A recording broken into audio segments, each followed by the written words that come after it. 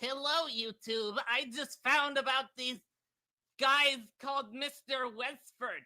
This is Mr. Dude Guy 57687, and this is a special announcement.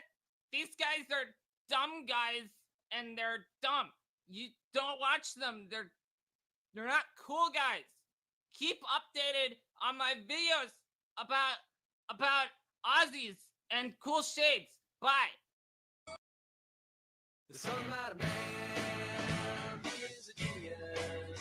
He can walk like a lion, he whistle like a magic, yes.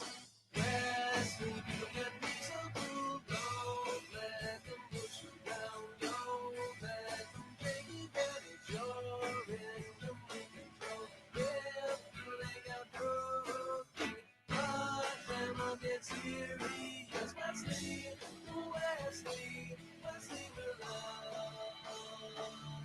Wesley, Wesley, Wesley will love. He's got style, he's got a special gift.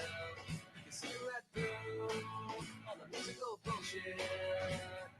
Wesley, people can be so cool, don't let them push you down, don't let them take advantage, you're in complete control. Wesley, Wesley, Wesley will love.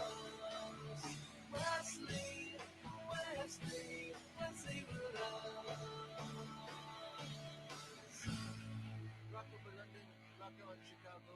Wesley Willis, he is whipping on a mule's ass with a belt.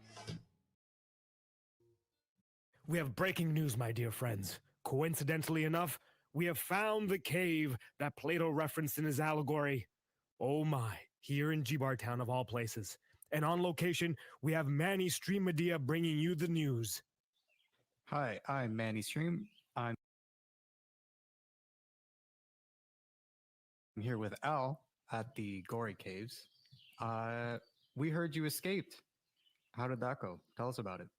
Well, I was stuck in this cave chained to the wall, and all I saw were these shadows. But one day, they let me go, and I went outside to see the world around me, and I saw the most beautiful villages and green grass and flowers and birds and animals, and I was amazed. And I went back to tell them about it, but they didn't believe me. And how did they feel after hearing your conspiracy theories? Well, they did not want me to tell other people and spread the knowledge, and they wanted to silence me, cancel me. They even tried to kill me. That sounds pretty justifiable. And what do you plan to do now? Well, I plan to free them and show them the new world that they don't know about. Maybe, Do you have any evidence to back up your claims? well, I saw it with my own eyes, so I would say yes. Well, that's not really anything we can count on. Do you have an expert or someone with some kind of PhD? Well, no.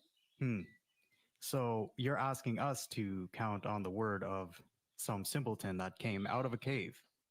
I only wish to help, to give them information so that they can make up their own minds if they want to experience reality outside the cave. Well, it sounds like you want to be the epicenter of giving power to a bunch of crackpots. Thank you for joining us. Back to you. Wow, a lot going on down there at the Gory Caves. Well, Manny Stream Media, thank you very much for that amazing report. And to you, Al at the Gory Caves, good luck, my dear friend. All right, moving along to the next song. Bored no more. I know someone's going to copy this for sure. For those that are going to imitate and copy us, because I know it's going to happen. We were first. You can imitate us. You can copy it. You could do a better job, this and that. But we were first. We'll be live streaming on Study of Stuff on YouTube and Rumble. That this Thursday, we're going to be doing our very first launch of the Bored No More Network.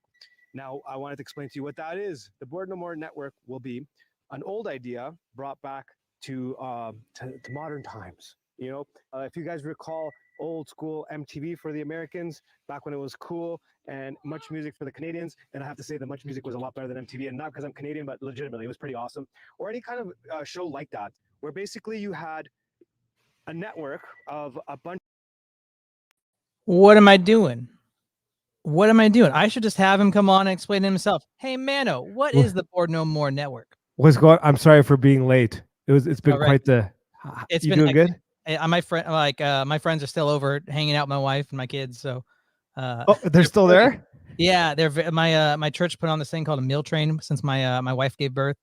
Like tons of the families from church have coming over, bringing a meal, and these people, very very kind, very helpful. They just brought meatloaf and bunch of food, and they're just like, hey, let's do all your dishes and clean. Is there anything you need done around the house? Right? Yeah, I guess so. Yeah, so That's very kind. awesome, man. That's pretty cool. Like, so your church kind of organizes the whole thing, right? Yeah. They donated to us. They gave us like $200. My wife and I are gonna go on a nice date night here when she's feeling up to it. And Wow. yeah, they've given us dozens of meals. Like we're able to freeze it, and I can since I'm back to work, I like pop it in the microwave, can eat it real quick. My wife hadn't had to cook in a couple like 3 weeks now. So Wow, that's awesome. That's a great church. thank you, Denise. Baby's doing good. Baby just turned 3 weeks old on Tuesday, so no issues. Wife is mama is recovering, feeling good. Amazing. And the baby's name? Magdalena May. Magdalena May. Very nice name. It's like a perfect name for a song. Yeah, isn't it? It's pretty good one. Yeah, we bopped around a lot of names, but yeah, Mary Magdalene is her saint. Very cool. And the stash. Congratulations on the stash. It's really coming in nicely. I love it. I'm loving it. Since you brought that up immediately.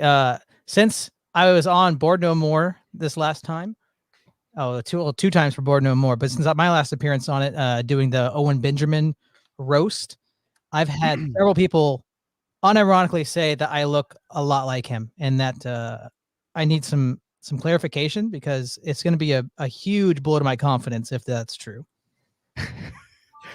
Trump security detail. It was Melissa McCarthy from Bridesmaids. For those of you with autism or are Jim Bob, that's a joke, Jim Bob. I am not claiming that they're actually. Okay. When was that from? This was a month ago. So I'm gonna tell you now because because he ruined the surprise.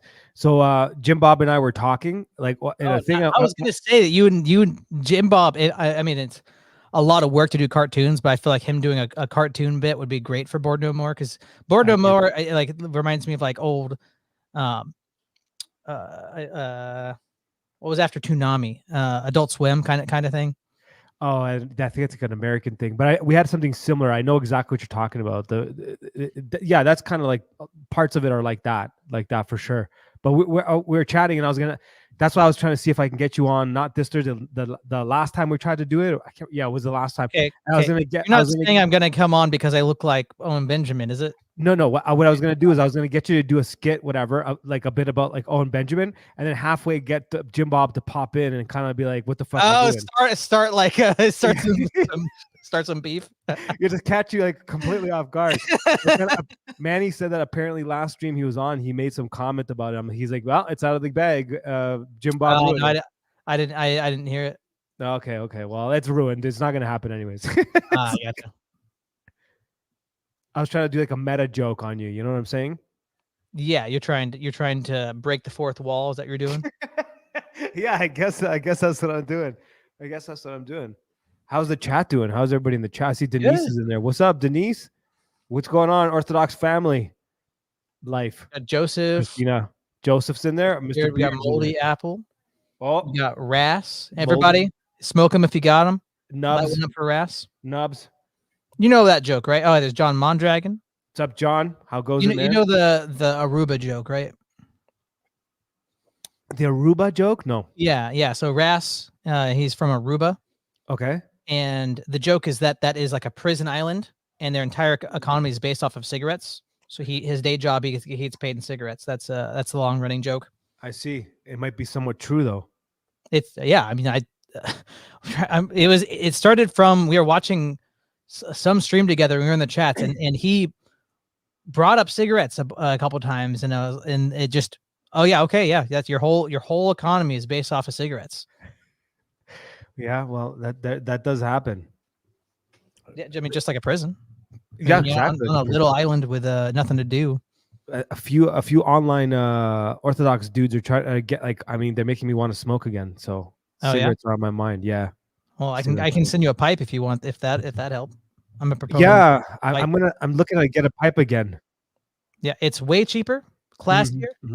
You can I don't know what else to say. You can healthier. It's healthier. You can regulate how much you want. You want a larger bowl, smaller bowl. You get to experiment with all the blends and stuff. Yep, and very very few chemicals in there, if any. Well, yeah. I mean, it's just a leaf. Yeah, just a leaf. I used to smoke. I went on to smoking pipe for a bit, but then I found myself still smoking cigarettes because it wasn't enough, and then I just go back to smoking cigarettes. But then I quit in 2019. I haven't gone back to smoking cigarettes, but I think I might start smoking a pipe now because I don't think it'll make me want to smoke a cigarette. That was my concern. Yeah, and smells better. Okay, Joseph. Oh yeah. In the chat, you smoke daily. How much do you think you spend monthly, yearly? Because I mean, there's people, especially like every time I hear anybody talk about the price of cigarettes, I'm like, dude. Yeah. What? I feel like I smoked I mean, I've never been addicted. I'm not addicted to tobacco. I like smoking. There's times I smoke daily, but I'll be like 4 months goes by and I haven't smoked at all. My wife is like, hey, I was worried about you smoking. And now I can see that it's not actually something that controls you. Like, yeah, no, I don't think it ever did. It was just something that's nice. You know, I like to smoke while I'm reading a book or smoke while I'm mowing the lawn or whatever. That's pretty good. He says 25 bucks a month. See, that's nothing. How much I smoked last year? I spent maybe $40. Yeah, when I was smoking pipe, it would be like maybe $40 for 6 months. A pack, $12 a pack. There's people that smoke a pack a day. Yeah, it's more in Canada. Well, that's like not real money though. That's right. It's like the monopoly money. Yeah. You just go exchange it for real money. But you're not too far off. It is fake money. Well, yeah. I mean, we can get into the fiat currency and the Federal Reserve if we want to.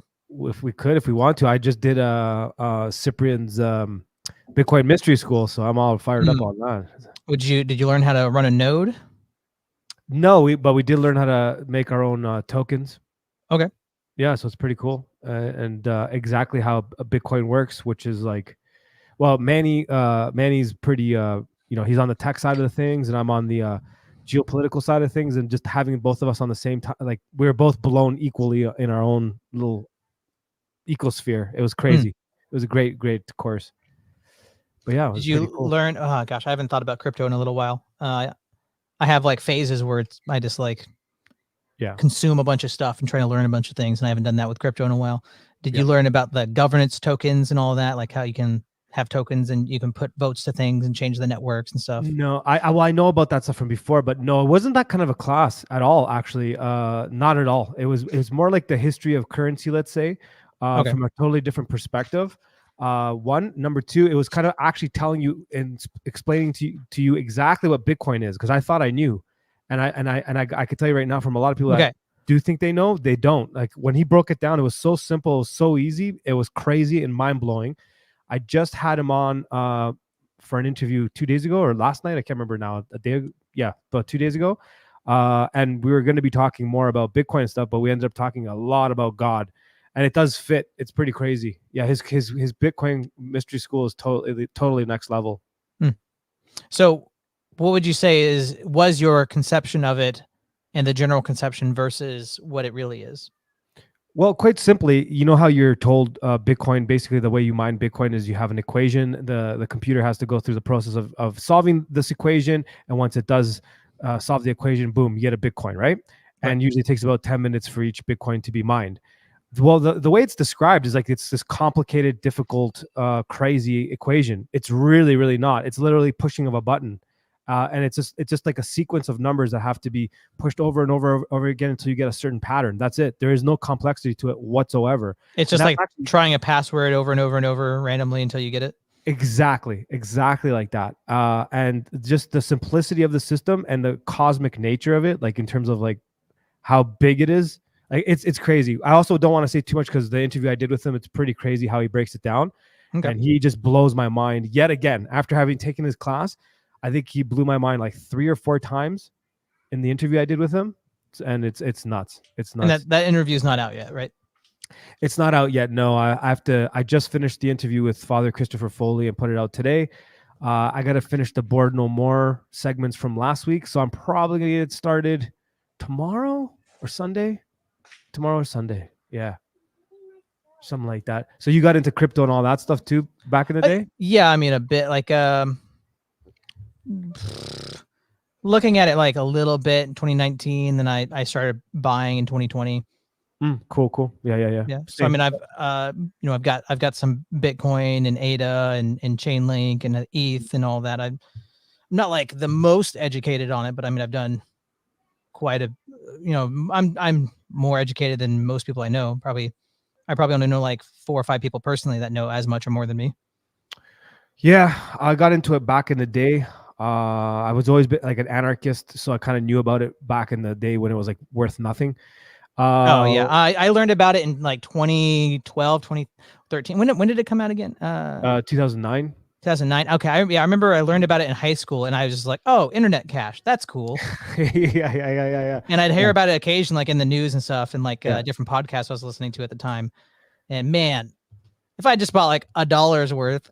Oh man, dude, I was at the stage where I could have bought it for like literally a couple bucks, and then there was a couple of periods, even like I used to follow guys like Dollar Vigilante, Jeff Berwick, and James Corbett, and all these guys. So I knew of Cyprian before he was Cyprian. I knew of him when he was Vin Armani, like back in the libertarian days, but I didn't really pay attention to his stuff, but just kind of. So yeah, I never really got into it, but then I started looking into it deeper around 2015 or so.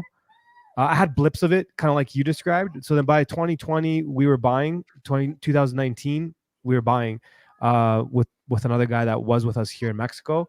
But anyways, the stuff I learned from Cyprian, like I don't even know how much I can say, but like, dude, that guy has the best grasp on the economic situation that's coming out of anybody else out there. He's got the best grasp, but his grasp is so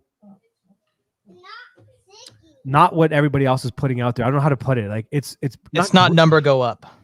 It's not number go up. Absolutely not. But he knows what he's talking about because Cyprian is a Bitcoin developer. He actually builds tech on it. He actually uses the technology and has from the beginning.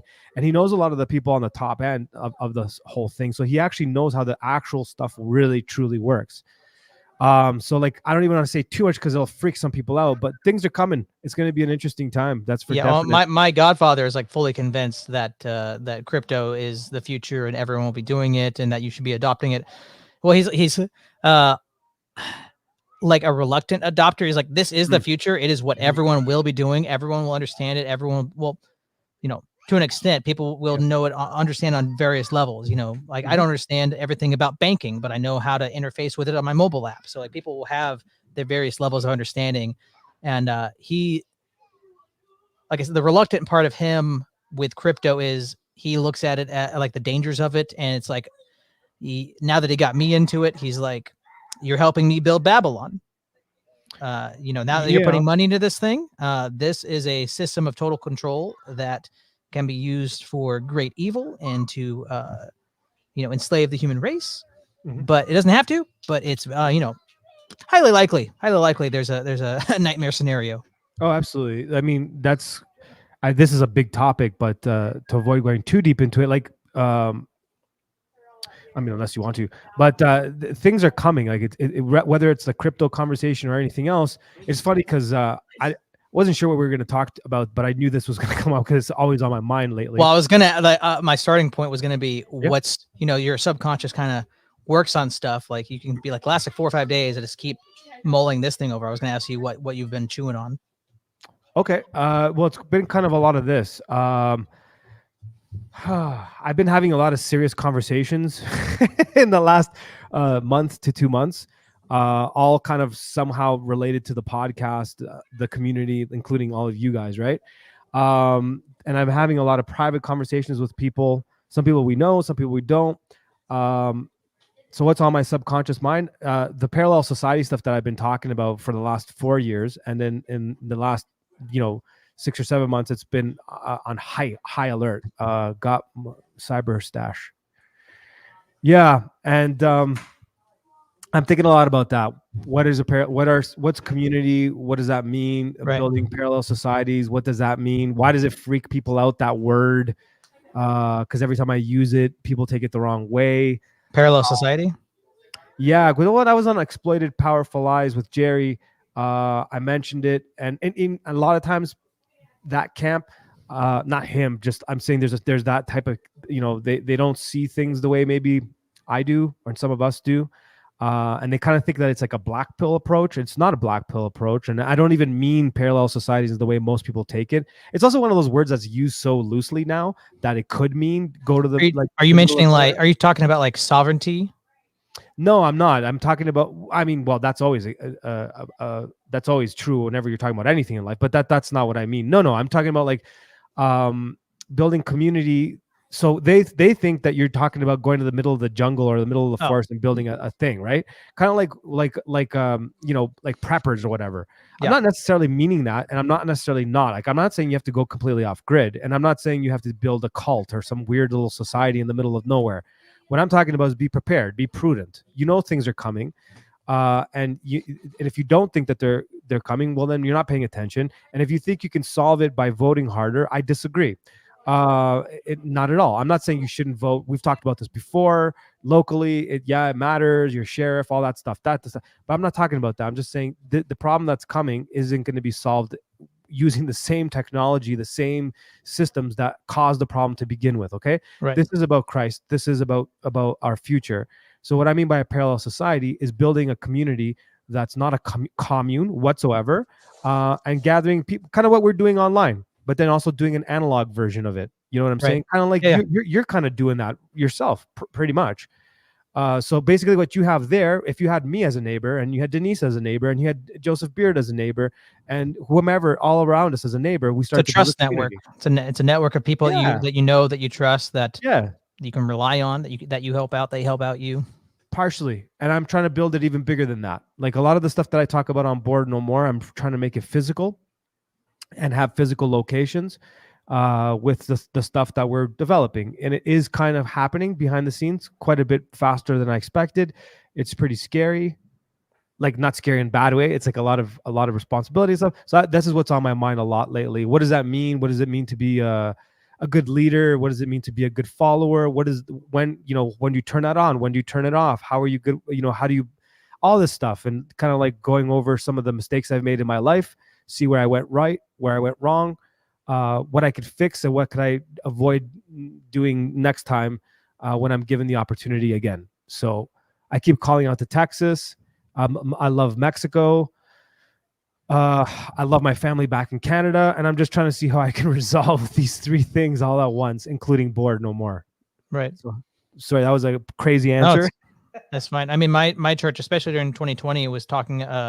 We had groups that got together, to help, kind of like what you're talking about. But there was there was an entrepreneur group that was just about how can we get, in case like people can't go to the store, in case people, and we had people lose their jobs. We had people at our parish lose their jobs.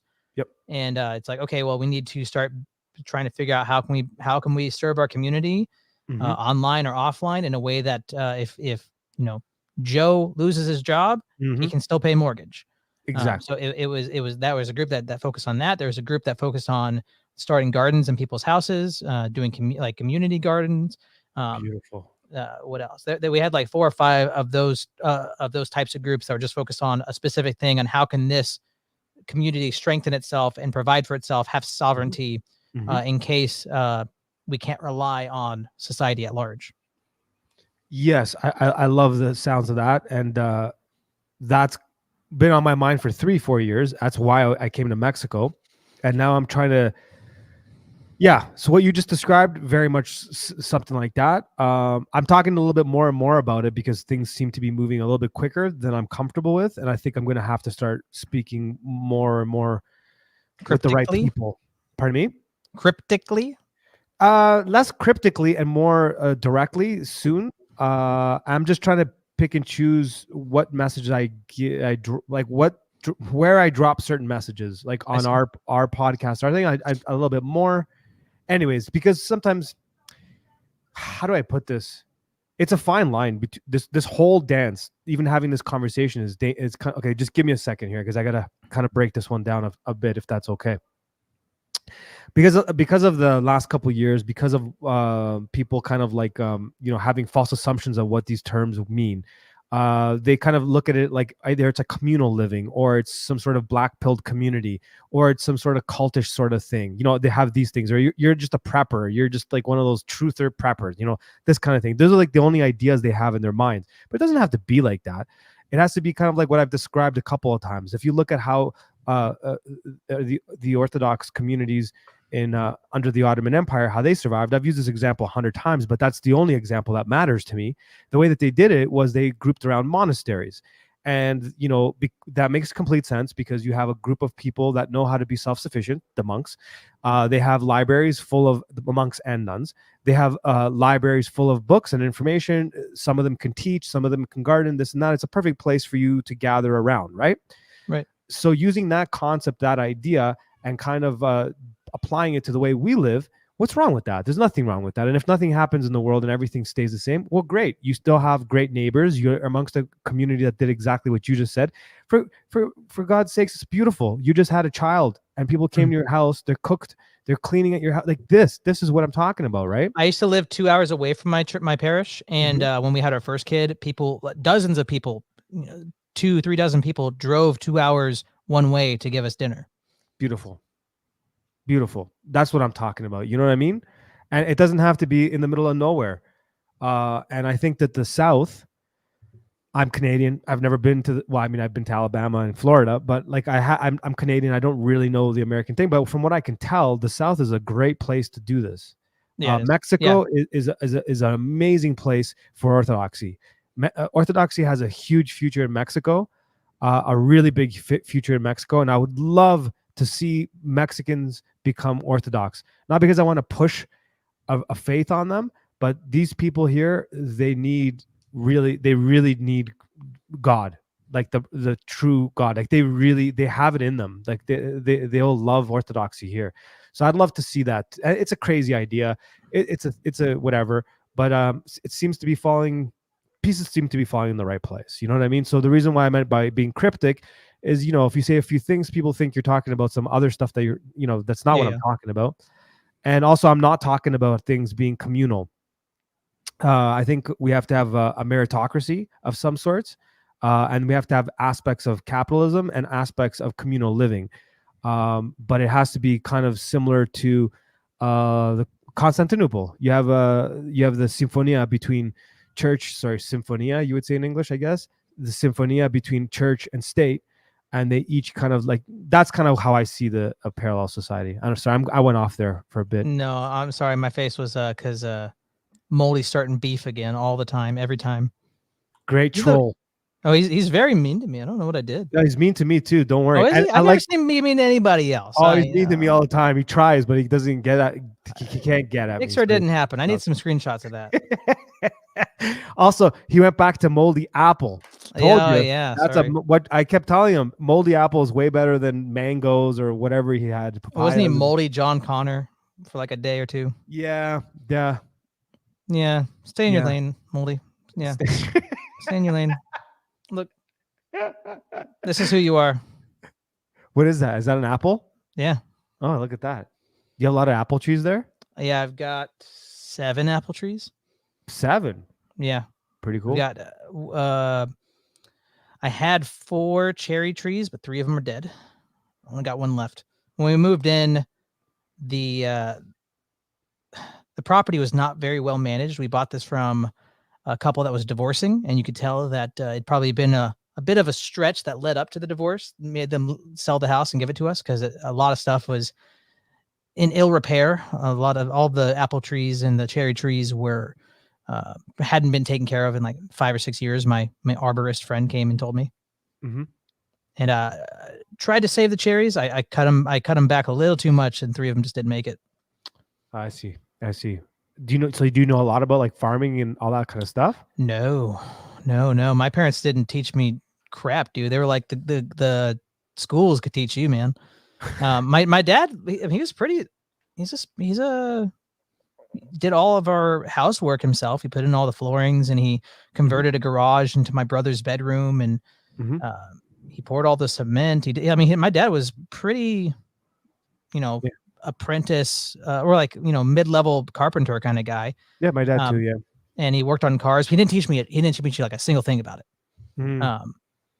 And my mom had a garden, but it was there. I remember I was like 5 or 6, and it was so overgrown that my older brother was talking to my mom, like, "Mom, you want to start gardening again?" She's like, "Yeah, but it's just so much work to try to get it back to square one." He's like, "Hear me out. I'm gonna burn it all, scorched earth, and you can start over." And for whatever reason, she let my 14-year-old brother do this. Okay. Okay. And so him and his neighborhood friend, Corey, something like that, come over, and I'm watching him in the backyard from the deck, and they start dousing the garden with gasoline, Oh my God! No, we're just dousing it, just pouring it out on it. And my brother grabs some newspaper, he crumples it up, and he turns around, and his friend is knelt down and just goes, lights the lighter, No! mushroom cloud of black smoke. I go, "Ah, ah, ah," like run inside screaming, "Mom, mom, mom, mom." They're rolling on the ground. They had to go to the hospital. They got 3rd-degree burns. Whew. Yeah. What? My brother was going to light the newspaper and toss it. His Yeah, friend literally yeah. just knelt with his face in the gasoline fumes. See, that's the problem with movies and TV, man. Mm-hmm. Because that's something you would see in a movie. Yeah, Wow. I Well, remember there's a that. few problems with the story. That's not the only one. It's like, wow. Unsupervised. I mean, they're like 13, 14. Wow. I don't even know if my dad was home. My mom, I think my mom definitely was home. I remember running to my mom. 3rd-degree burns? Yeah, 3rd degree. Yeah.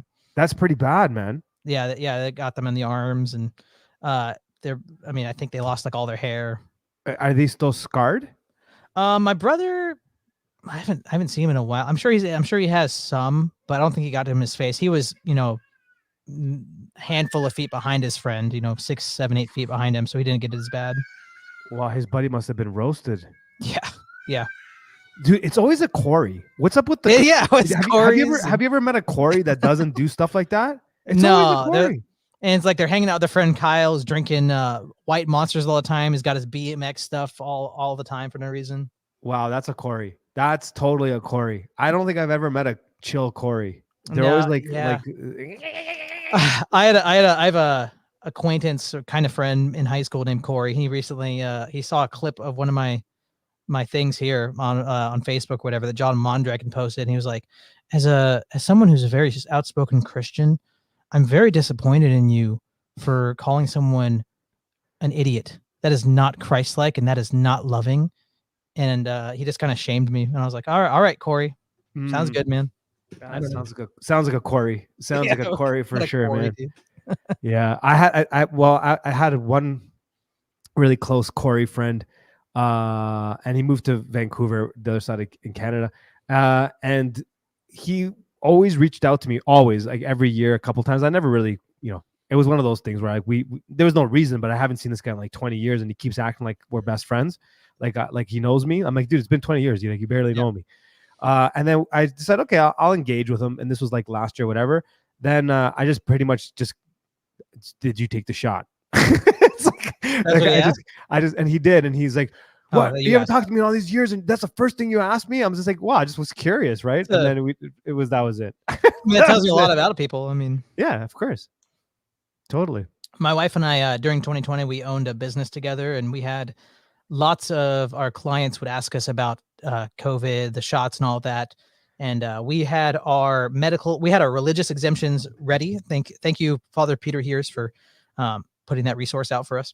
But we had that ready, and we had clients like, oh, which are you doing Pfizer? We got this one, and we're like, we got it all taken care of.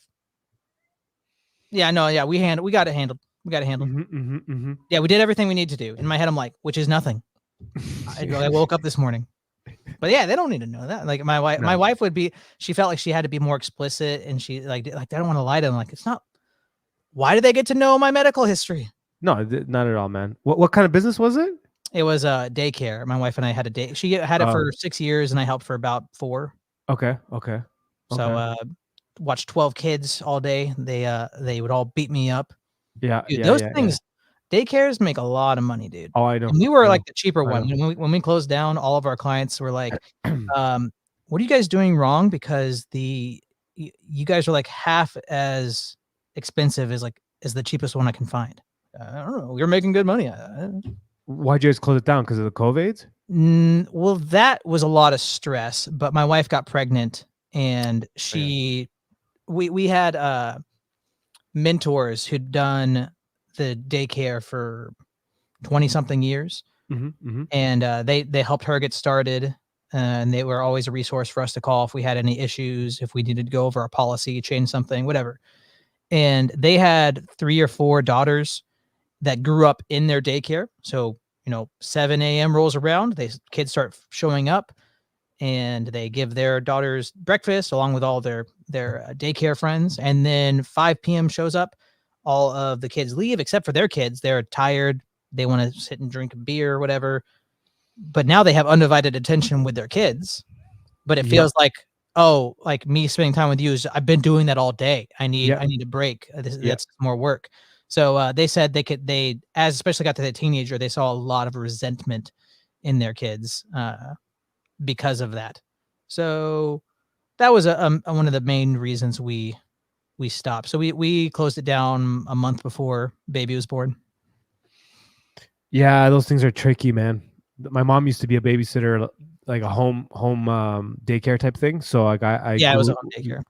Yeah, so that's how I grew up. Like I mean, right up till end of high school, she was still doing it. I think even more. Makes good money, dude. We were making like $8K a month or something like that, and we were cheap. Yep. It's good money. It is good money. 8K is good. That's pretty good. Oh, Post is in the chat. What's up, dude? How you doing, Post? Well, he's saying Vanamides. Vanamides isn't there. Where's Vanamides? He could be. He's searching for him. Man, are you there? Are you in the chat? No, okay, because Post is saying something at Vanamides. I'm like, he's not in there. Never mind. Vanamides is right here. Well, yeah, he got to him anyways. Yeah. Vanamides, welcome.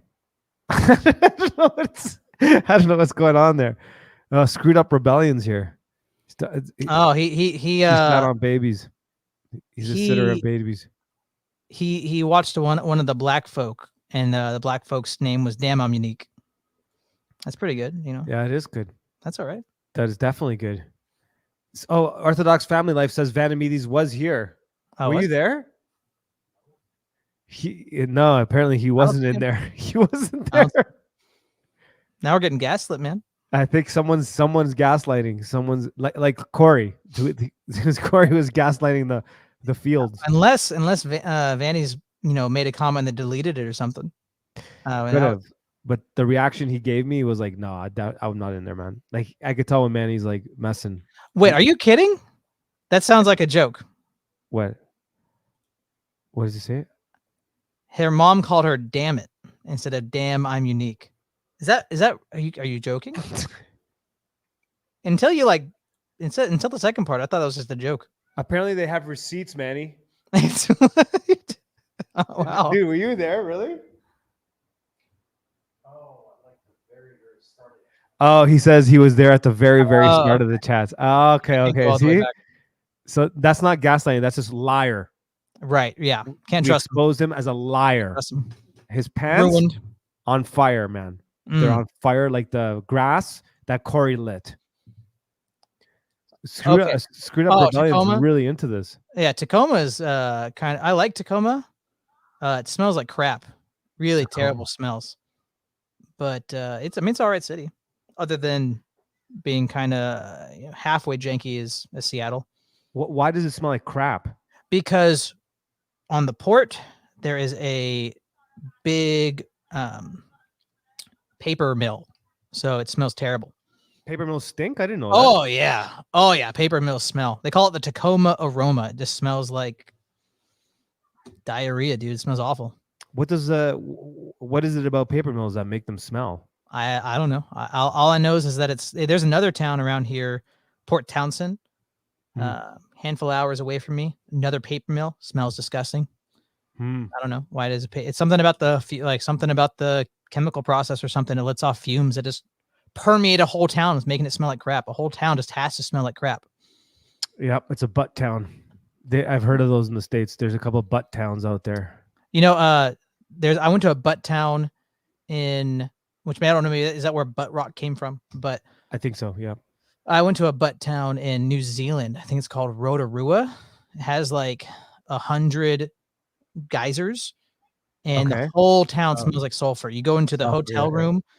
Hotel room smells like sulfur. You smell the linens, like smells like rotten eggs. Everything smells like that.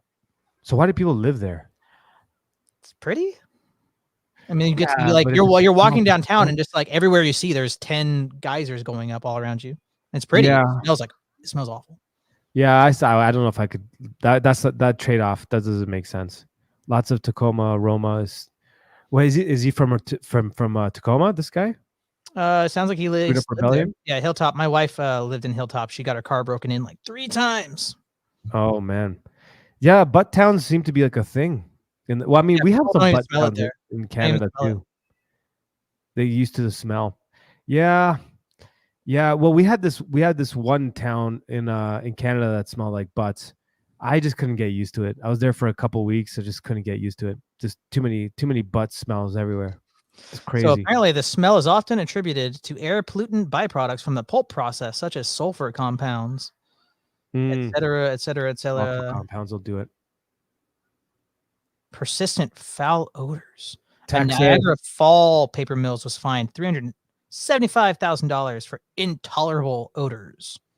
Yep, Niagara Falls. Is it Niagara Falls? Is that next to a butt town? Is that a butt town? Niagara Falls is funny because there's the Canadian side and then there's the American side. They're totally two different. Yeah, the American side is definitely a butt town.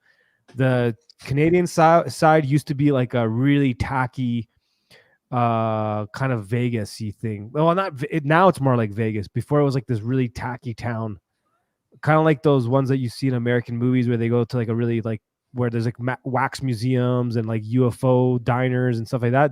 It was like that. It was actually a really cool place to go back. Like, are you talking about like what was that called? Motel 8. What was that? House of 1,000 Corpses. Oh, well, maybe I'm not thinking. What is it called? It was the movie that was like mid 2000s. It was like a tribute to Spielberg. It's like Motel 8 or something like that.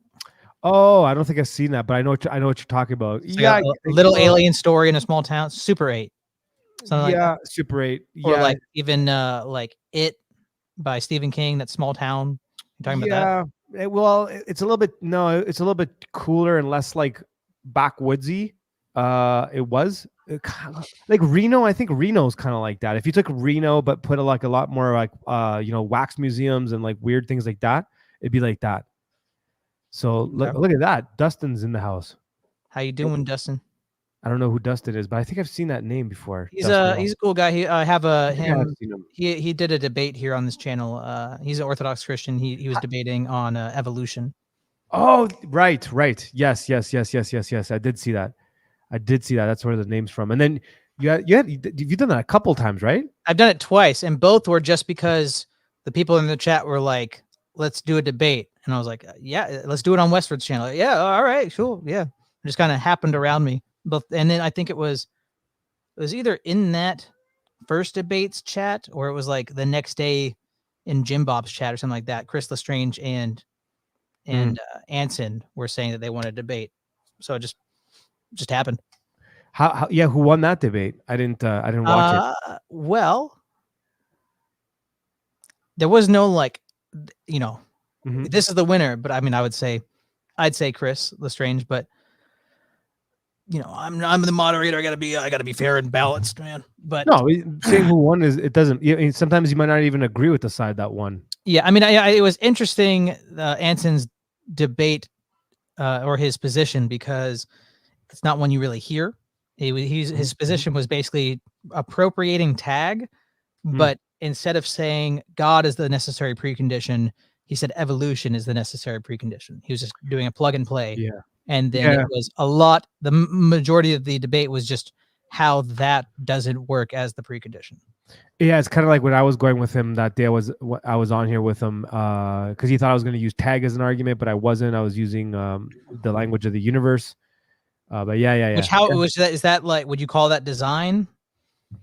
Yeah, I mean that's how I would approach those. But I rather have like when I say I want to philosophize, that doesn't mean I want to regurgitate philosophy or use philosophical strategic tactics. That's usually what people say when they're kind of debating, and nothing wrong with that. I like to philosophize, like to participate in the act of philosophizing. Right. So to me, it's more of a philosophical argument from there. So it's kind of like, well, if you hear a language and you see a language and you see a pattern, there has to be someone that kind of kickstarts this whole pattern.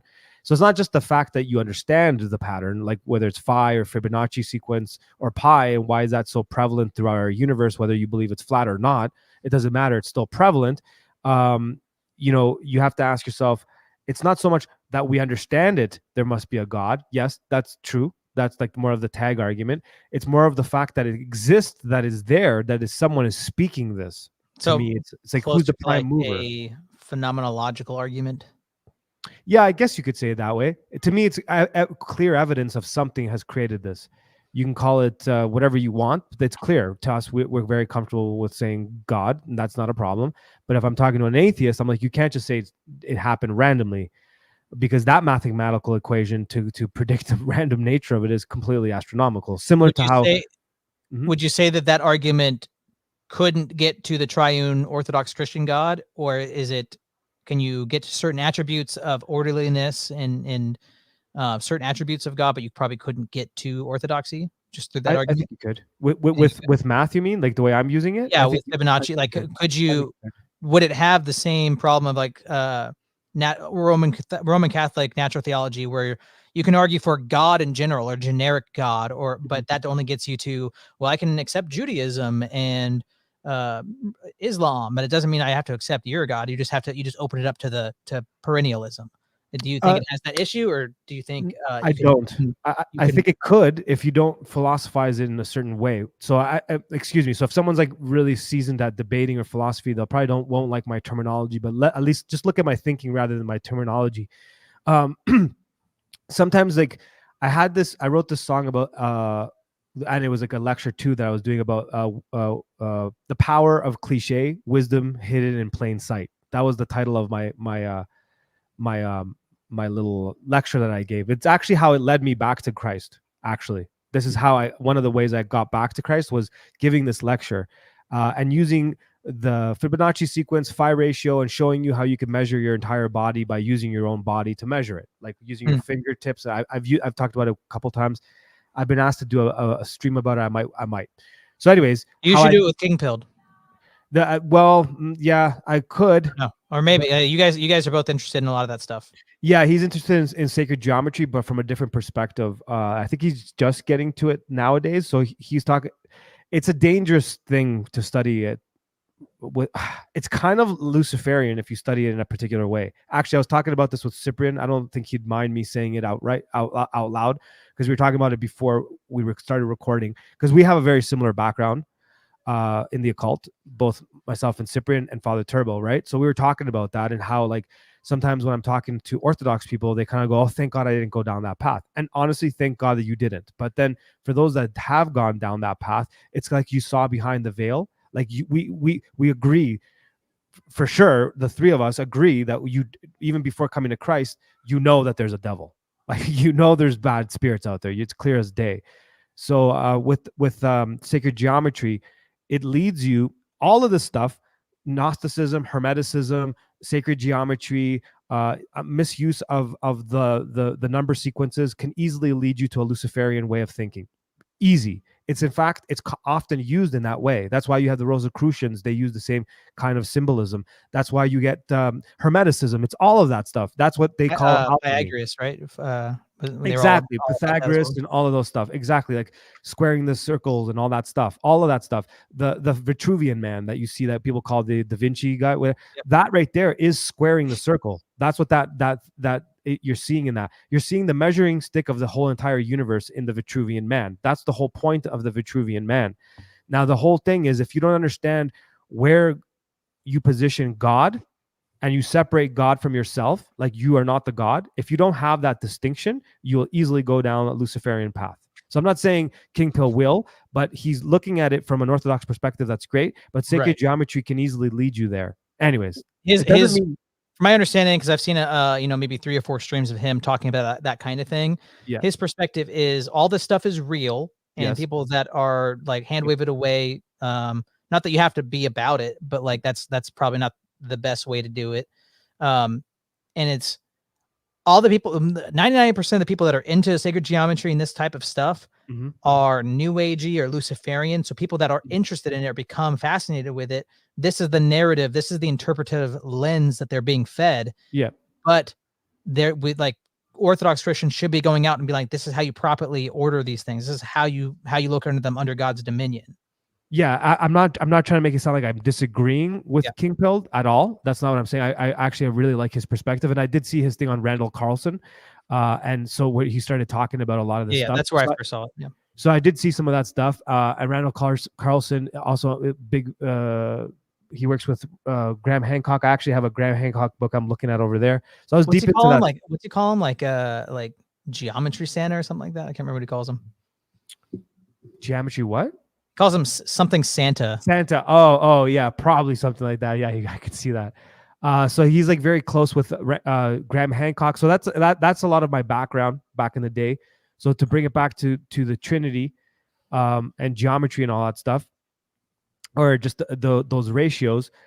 If you see that constant spitting out of that sequence, right? Whether it's the Fibonacci sequence, so everything has its pattern, and depending on what you're creating in the universe, you use a different pattern. So if you use the binary system, you're using the separation of cells, which is mitosis. And if you look at the mitosis pattern of how it separates, it creates the flower of life, which every New Agey guy knows what I'm talking about. That starts with mitosis. So when you see a cell start to create after it's been fertilized, you see the egg starting to split. It does create that pattern, right? And then if you take the geometric shape and you look at what it's building with the circles, it'll build like a star tetrahedron and all that stuff, which we call the Merkaba, blah blah. So going back to like the other types of sequences and how it could lead to the Trinity, well, it's as simple as this, and that's why I started off by saying the power of cliche, wisdom hidden in plain sight. So I would start my lecture with the chicken crossing the road. I won't do that right now because I'll go off on a tangent and a half. But the simplest way to do it is oftentimes we overlook simple things in front of us, and you're like, oh yeah, I know why the chicken crossed the road, but do you? You know what I mean?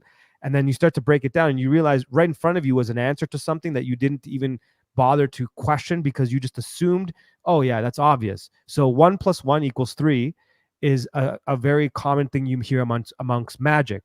In the magician circles, right? Back in the day. Now it's a lot more popular. You hear it. I even heard Bruce Springsteen reference it in a song. But 1 + 1 = 3 can be true, right? You know how it can be true, right? Okay, one more time. 1 + 1 = 3. Can equal 3. It can equal 3. Do you know how?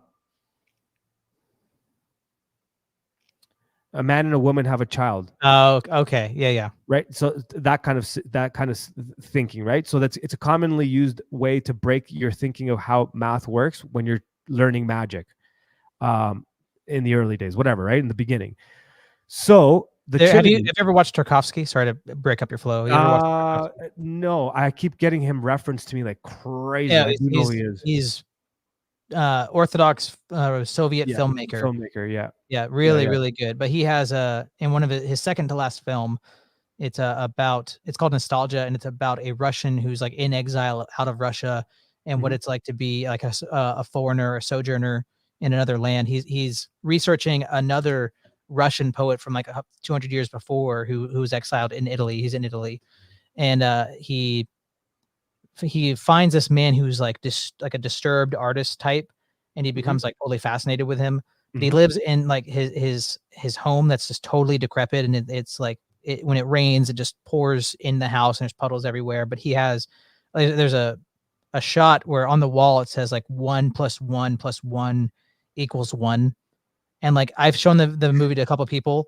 Yeah. and a lot of times they're That's there's one, Terrence Howard likes that one. Go ahead, keep going. it's something like that, and Yeah. I've shown it to a lot of people, and they're like, I don't, they almost always comment like that doesn't make any sense, or like what are you talking about? Yeah. But like, It's how you use math numbers for philosophy. It's not math. It's a philosophical conundrum, right? Like right here, Screwed Up Rebellion says, yeah, Terrence Howard, he just made the same reference. That's multiplication, not addition, though.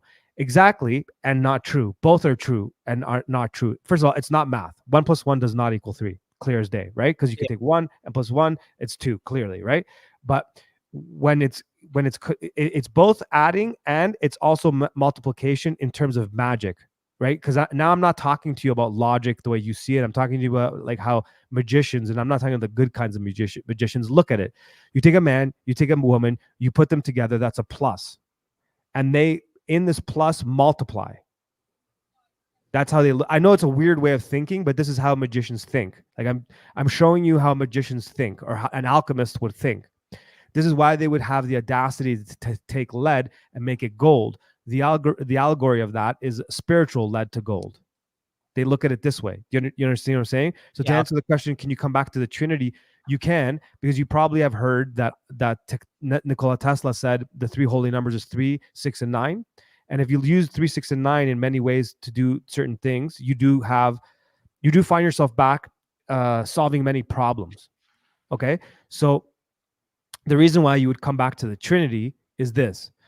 Within that teaching, if you're open to it, like Hermeticism, all that stuff, you have to look at everything as the physical, mental, and spiritual.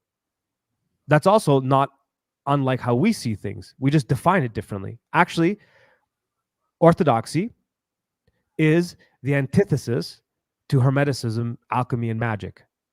It's literally the inversion. We're talking the same language. Our definition is totally different, right? So how would you get to the Trinity? Very simple. You have the physical, mental, and spiritual. Without having access to the physical, mental, and spiritual, you do not have access to all realms. Okay? So you're one being that's participating on 3 realms. That's how they view it in the magic world. It doesn't take too much to go from that to understanding the Trinity. The best way, I'm not saying I understand the Trinity, please, for anyone listening to this, I'm still trying to figure out orthodoxy. I'm taking my time with it, but I do understand the Trinity automatically from understanding the Hermetic principles of mental, physical, and spiritual. It's very easy to understand if you look at it that way. So when I'm hearing not a Roman Catholic, someone that doesn't believe in the triune God and they're confused about it, or even an Orthodox person trying to explain it, I'm like, no, that's not how it's very easy to understand it if you look at it from the physical, mental, and spiritual plane. So a magician can easily come to the Trinity. Yes. God must be in 3 components. Must. Okay, so you'd point to like our tripart nature as a way to relate to Trinity. Right. Like, for example, do you know right now I have a thought in my head? I mean, I can assume. How would you assume? Because we're having this conversation and we're talking about these ideas. You're vocalizing ideas. So I mean, I don't have access to what's going on in your head. I mean, there's been branches of this conversation I thought we'd go down that I thought I'd bring up stuff, and we haven't, and you didn't have access to those things I was going to say. But perfect. So most people are going to be thinking about something. I don't know. Right. And you also know it because you think. Yeah. And you know when you think, because you've thought of an idea, like, okay, I have to build this table. I think, therefore I thought. Right. So then you can easily assume that I'm doing the same thing. But you can't show me my thought, but you can show me the outcome of my thought. If I like decide to build this pencil and then I build the pencil, then you'll know that if I built this pencil, I must have thought it first and then built it, correct? Yeah, you manifested it. Right. So therefore, in the physical realm, I brought forth a mental thought. A mental movement became a physical movement just by thinking, and then you build it. Determine our lives. Elder Thaddeus.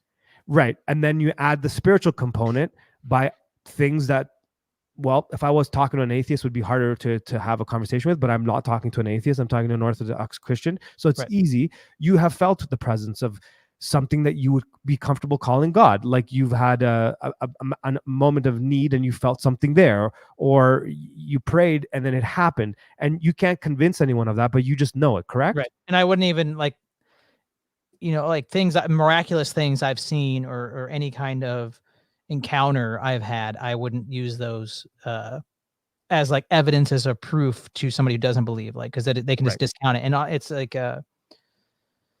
yeah, I wouldn't try to relate. I wouldn't go there trying to relate to somebody Right. that But doesn't you, believe. but you see where I'm going. Yeah. I showed you the physical, from a mental thought to the physical, from the physical. Now I took you to the spiritual, and you and I can understand that I don't have to convince you of a spiritual Right. life. If someone's atheist, you still can, but it just takes a little bit longer.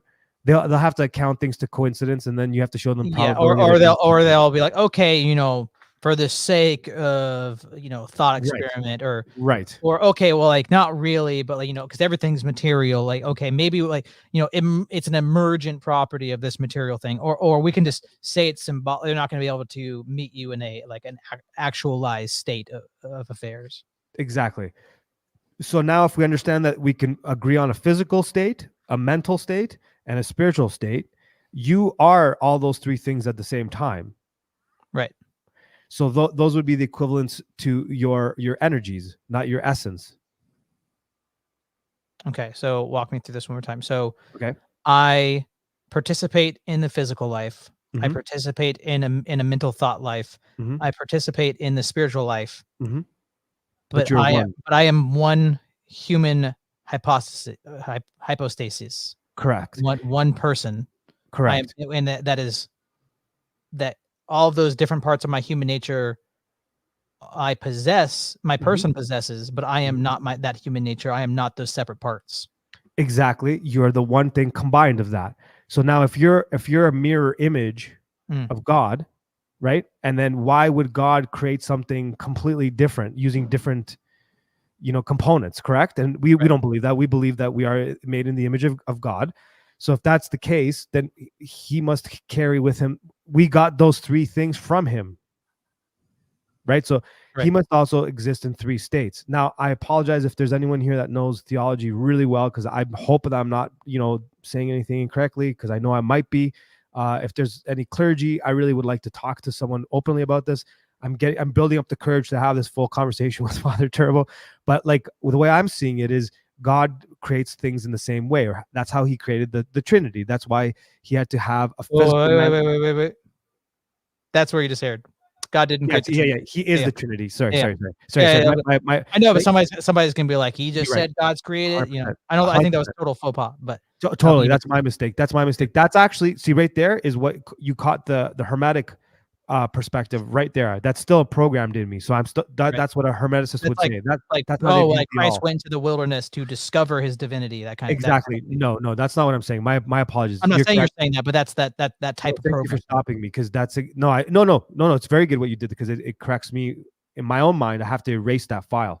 So basically, God as the physical form has to create himself as Jesus has to be that intermediate. He took human nature upon himself. Exactly, upon himself. So therefore, that movement that would be considered in like the Hermetic approach, it would be viewed that way. If you look at it from the Orthodox perspective, it's the same thing. The definitions are different. See, even how I'm explaining it, the actions are the same. The definitions matter, but are different, because the definitions give it the credence that's required. Right. This also reminds me a lot of like Peugeot's arguments. Like he fights against like nominalism, let's say, like through what is this? We call this a cup. Is the cup the rim? Is the cup the bottom of it? Is it the handle? Is it the glass? Is it the individual atoms? Where is the cupness of this cup? Where is the tableness of this table? So he would, so like if you're just doing a materialistic, nominalistic approach, like you wouldn't have access to any of the essence of something. You'd have to reduce it down to matter and motion, to atoms. This is just purely made up. This glass is just made up of the atoms and the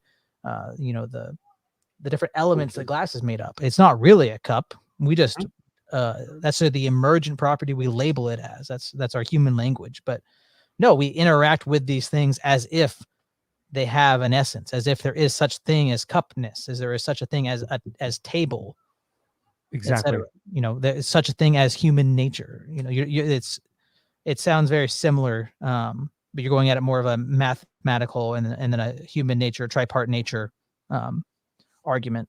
Yeah, and you're also applying God to it. So a hermeticist would just call it the all. That's what they would Or call source, God. or they would call it the all. Yeah, in hermeticism, it's the all that like I would say, I used to say that it's actually very similar to the Nicene Creed. If I had it in front of me, it literally sounds like it. It's I believe in one God, the Father Almighty, maker of heaven and of earth, and of all things visible and invisible. Yeah. Okay. So right there, it's like it basically it's the all that permeates and penetrates all things. Okay, so is it like pantheism where it's all is just one thing expressing itself in many things? Is it a creator? Yeah, it would be good question. It depends on which sects, because the problem with like talking about hermeticism and Gnosticism, there's like 10,000 of them. Where I fell into, no, it was one thing. It was one thing. It was all mind. It was the mind of all. So it's all things are encompassed within this mind. So that would be a one thing, but it's everything. So it was a mind, because I'm just trying to like, so God. I'm going through the Old Testament again. I just finished Exodus, and you know, Christ in the burning bush tells Moses that that I am that I am. Yep. So juxtapose that versus the all. The same. I mean, that you think it's the same, because like the all, it's not the same, but they would say it's the same. It's not the same because you're calling it you're saying it has a mind, but yes, that sounds like a dispersonalization. Do you want me to read it? Do you want me to read to you some of that creepiness? Basically, there's the allegory of it, like a mythical tale of it, and then there's like a description that's very philosophical. Do you want me to read it? Sure. Let me go. Give me 2 minutes. Yeah. Hey, before you go, we Yeah. had a question. Sure. And this can be a part of it, but somebody's asking, what do you think of remote viewing? Oh, okay. Actually, I don't even have to go get it. I could just tell you off the top of my head. Unfortunately, I know that stuff better than I know the biblical stuff. And just I will answer this question. This is a great question. I just want to make this clear. I've taken time with orthodoxy to not make it scholastic, because I have a tendency to go deep and just read. So I purposely took this journey to learn from others, which is a big reason why I do my podcast the way I do, and the reason why I kind of have people like you guys all telling me stuff and teaching me. It's also humbles me. It keeps me from being that guy I was. But now I think it's time that I start reading more and more. So I bring that up because I can tell you off the top of my head exactly what is referred to as the all in the Kabbalion. I can tell you exactly how it was referred to in the Gnostic texts of like the Book of Thoth. Unfortunately. So I need to do that with just how you just popped off the Nicene Creed. I need to do that. Back to remote viewing. What was the question? What do I think of it? What do you think of remote viewing?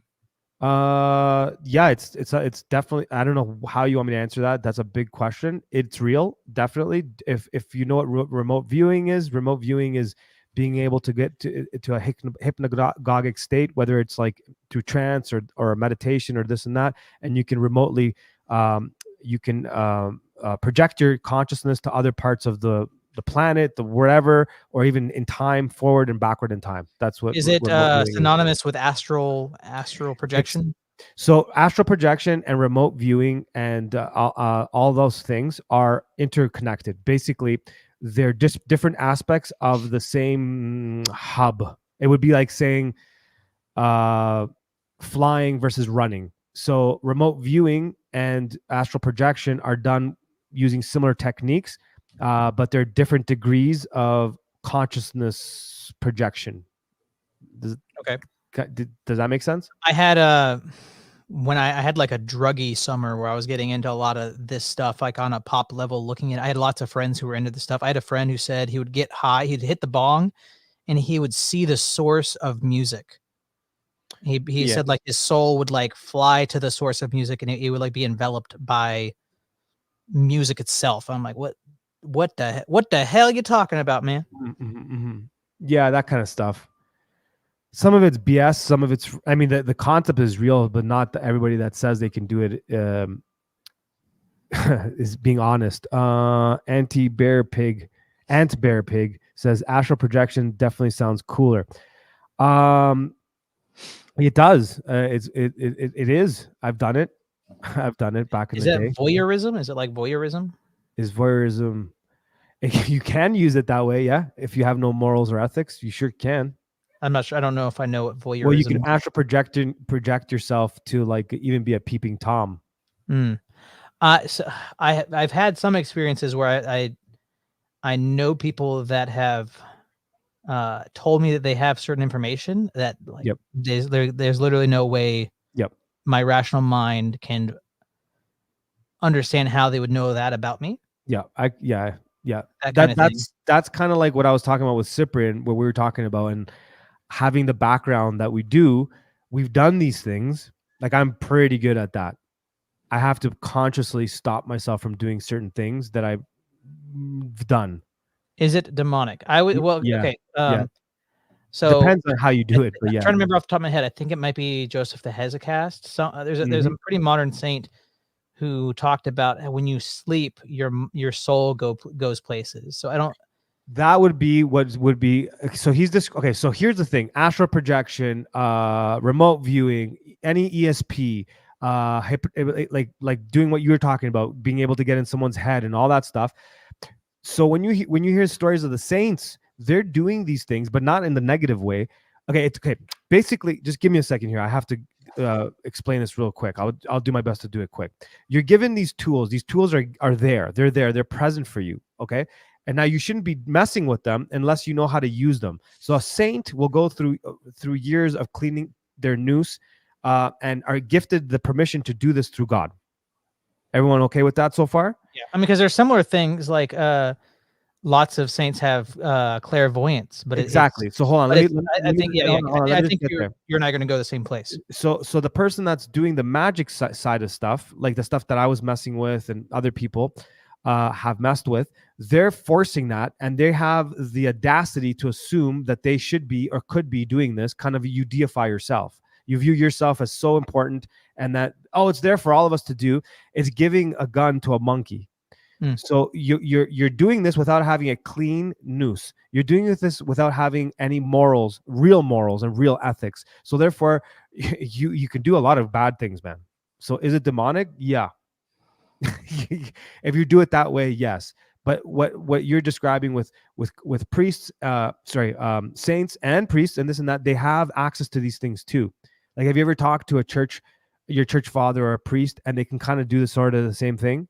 Yeah, well, I mean, I know people who have, um, let's say, gone to confession with a monk that they've never met, Yeah. and the monk tells them what they're going to confess. They know their name before they've said it. Exactly. They, you know, I know that you stopped at X place for an hour because you were you X reason, an emotional reason why you weren't going to come, and it's Mhm. okay. Like, you can talk to me about this stuff. And I know I've met people personally that I haven't had that experience, but I know people who have within the last 3, 4, 5 years.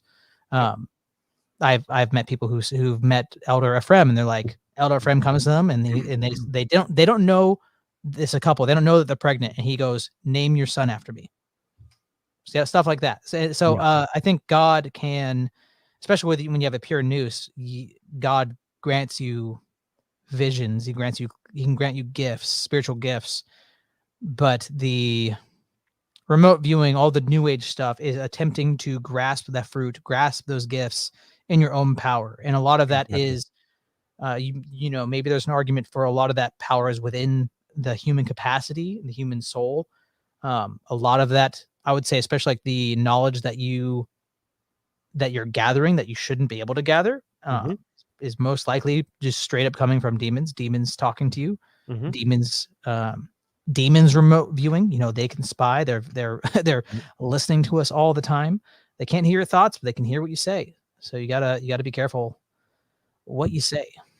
Definitely. The way I see it now is pretty clear to me that we all have access to these things. And I think that's part of having free will.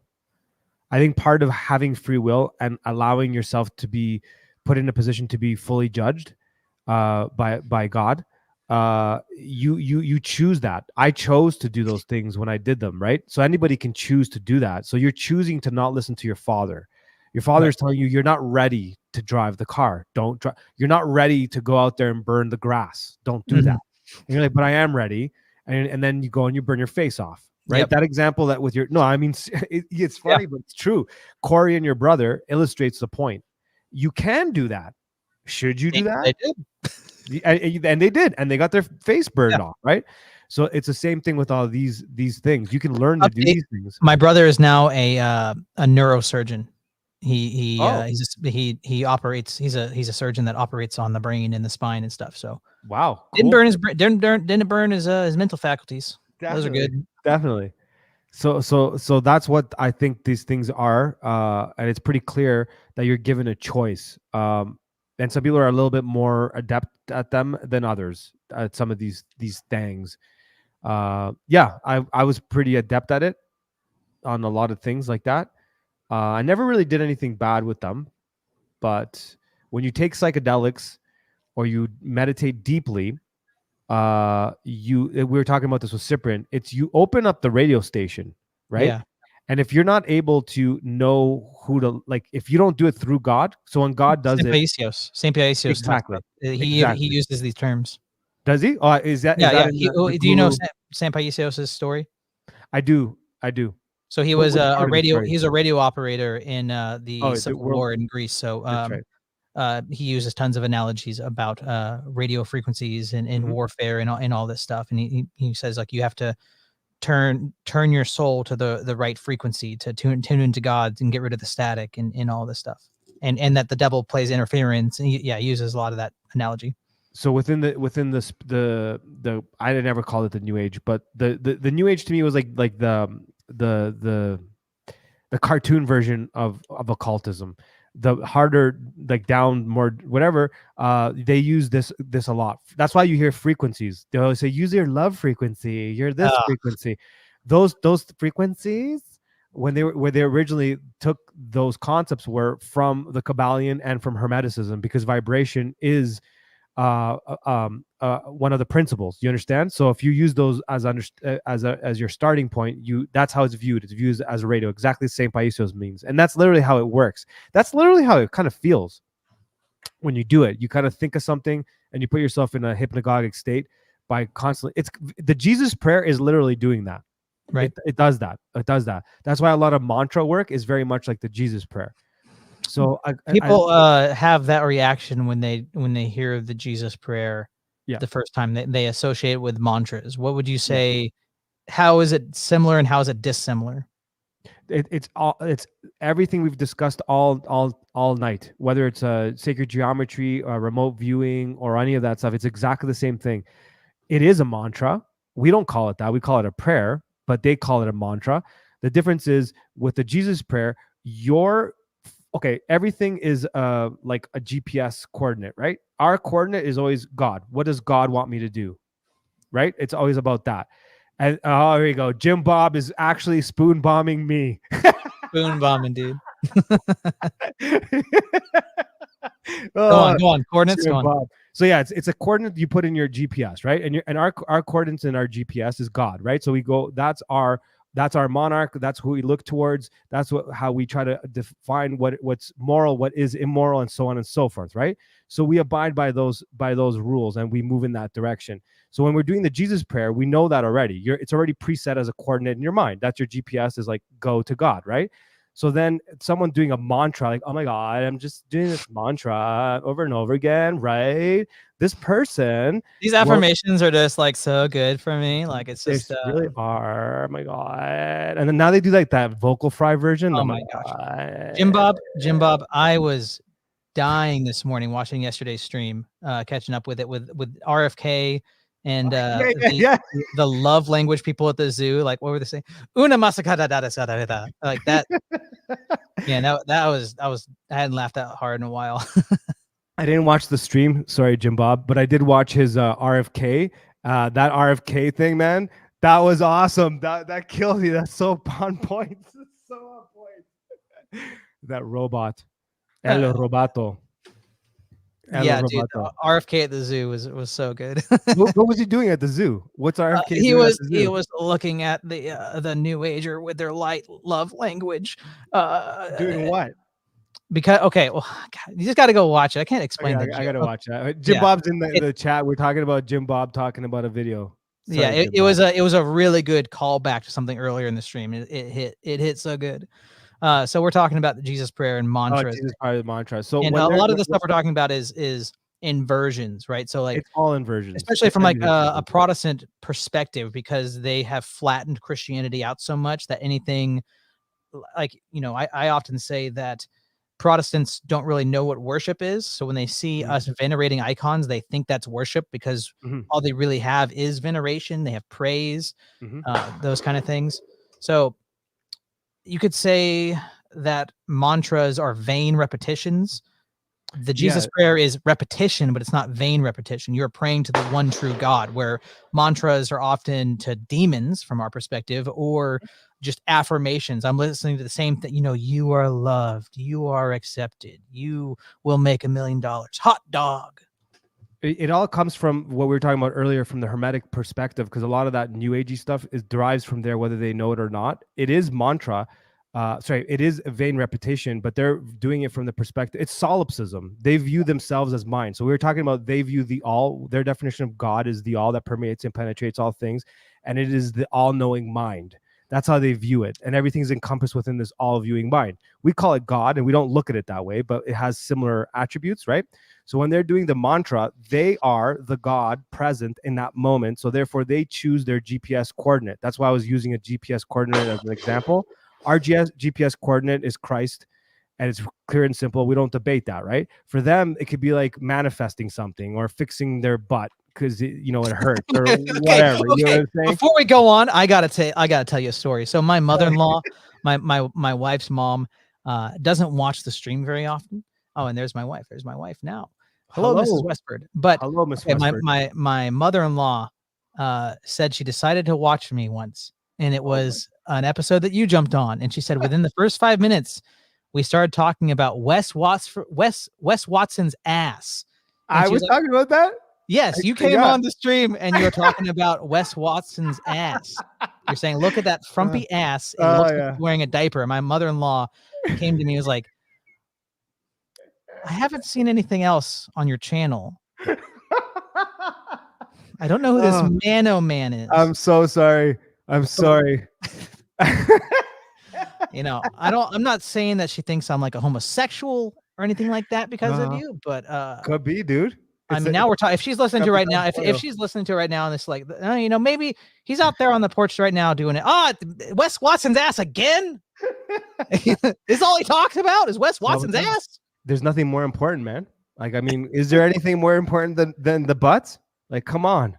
Sorry, Miss Westford. Tell your mom I apologize.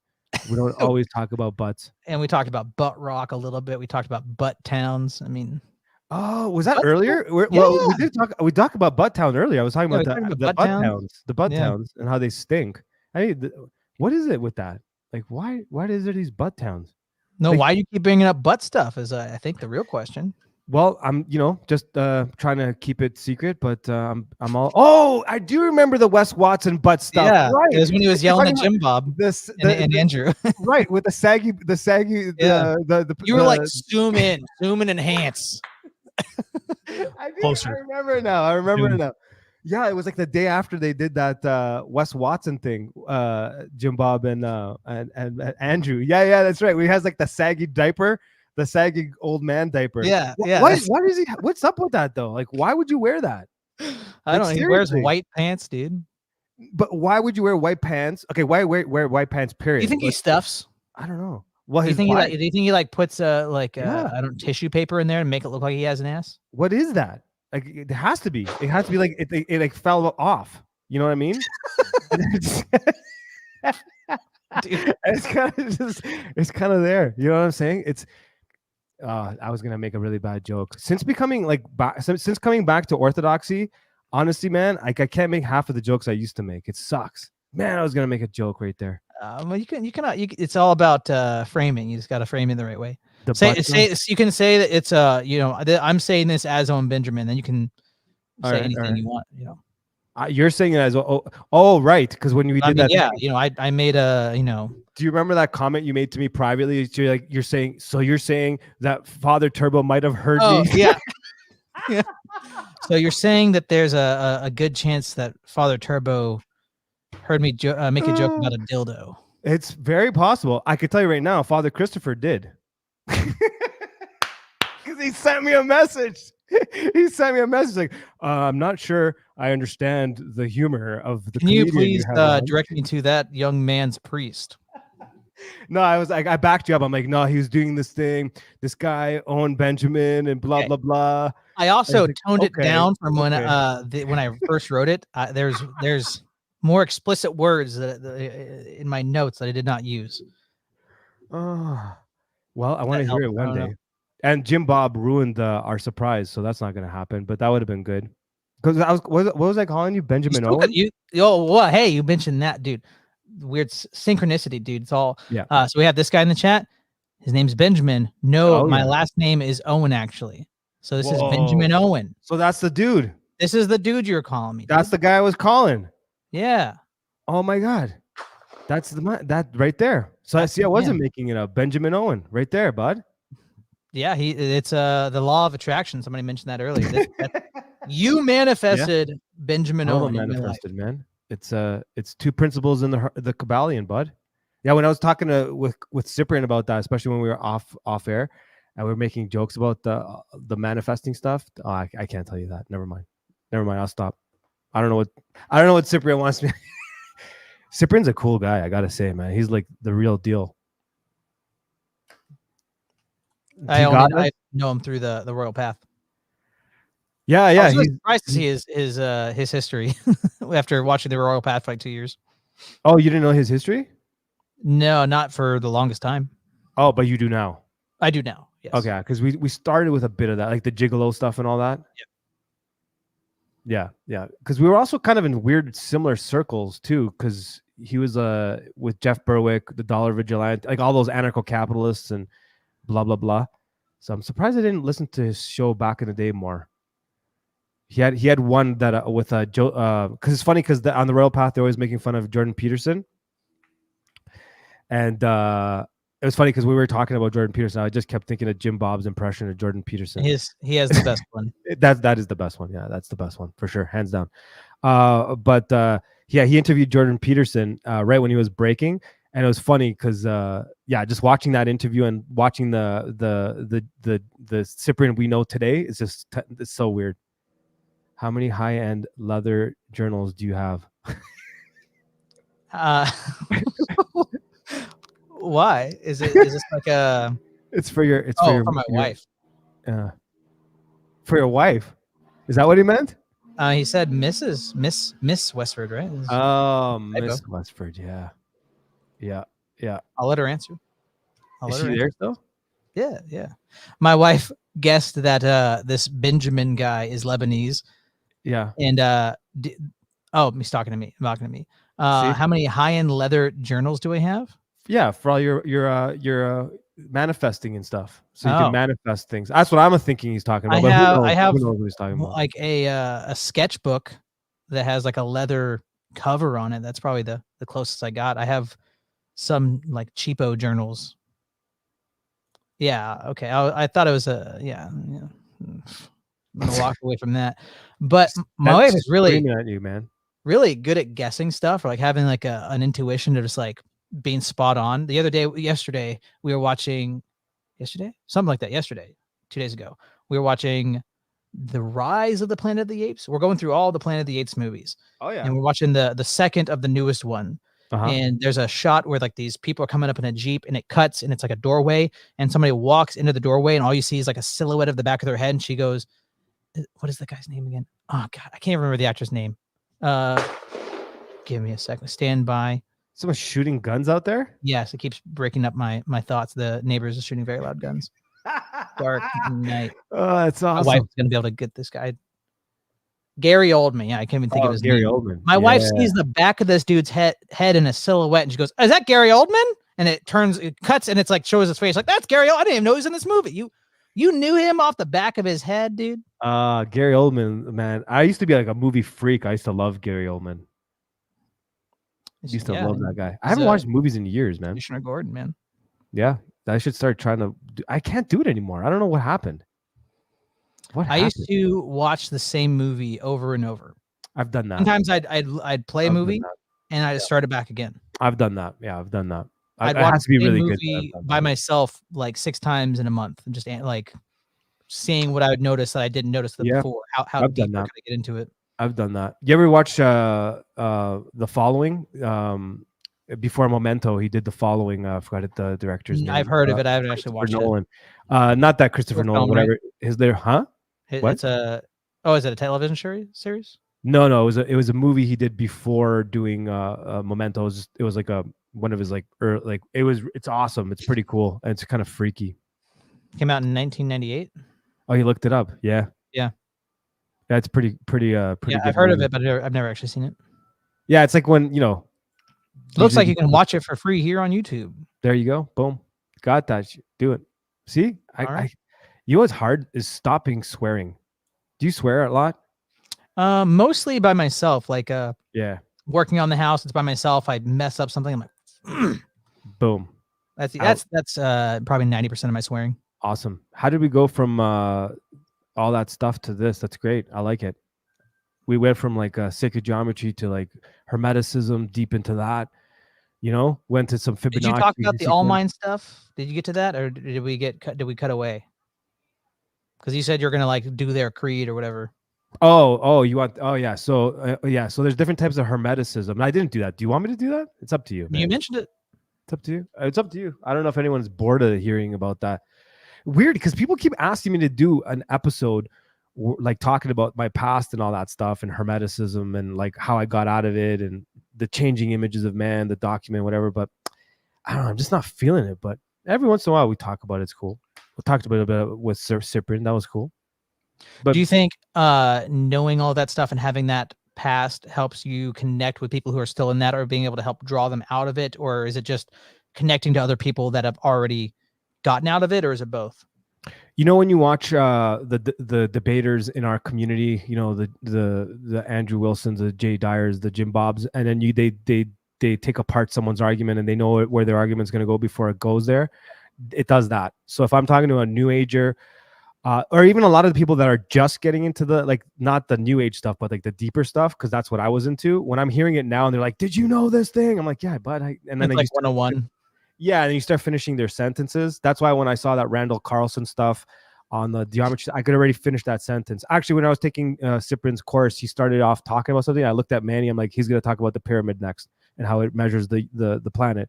And then that's how he did. So when I'm talking to someone like that and I want to talk to them about orthodoxy, it really helps, because that's actually one of the ways there was 3 or 4 components that got me out of that world into back to orthodoxy. To realize that as a cradle Orthodox, that's where I should have stayed. One of the big thing was understanding everything I learned in Hermeticism and that occult world is literally an inversion of Orthodoxy, literally. So you can find each one of those components in Orthodoxy. You can't say that about Roman Catholicism. You can't say that about Protestantism at all. In fact, Protestantism is closer to like how you described it, closer to the demonic. It's very, very similar, like how they do their charismatic stuff. So it does help. When I'm talking to a new ager, I could finish their sentences and I can explain to them, no, you're not looking at God from the Orthodox perspective. You're looking at it from like the judgy perspective of Roman Catholicism, or so on and so forth. So it does help a lot. Just like those guns going off in the background there. I love it. If I could have a mod give my Cash App in the chat. We're probably going to be monetized in the next week or so. We're at like 90%. So thank you guys for sharing the stream, liking it, commenting, all that. It helps. People are going to be able to just donate whenever they want right here in the chat. But if you guys want to help me build my studio, I got $400 saved up just from you guys sending money in. It'd be really cool if I could just build it straight off of the money from YouTube. That'd be a cool achievement, I think. So if any mod wants to throw that in there, I mean, I can.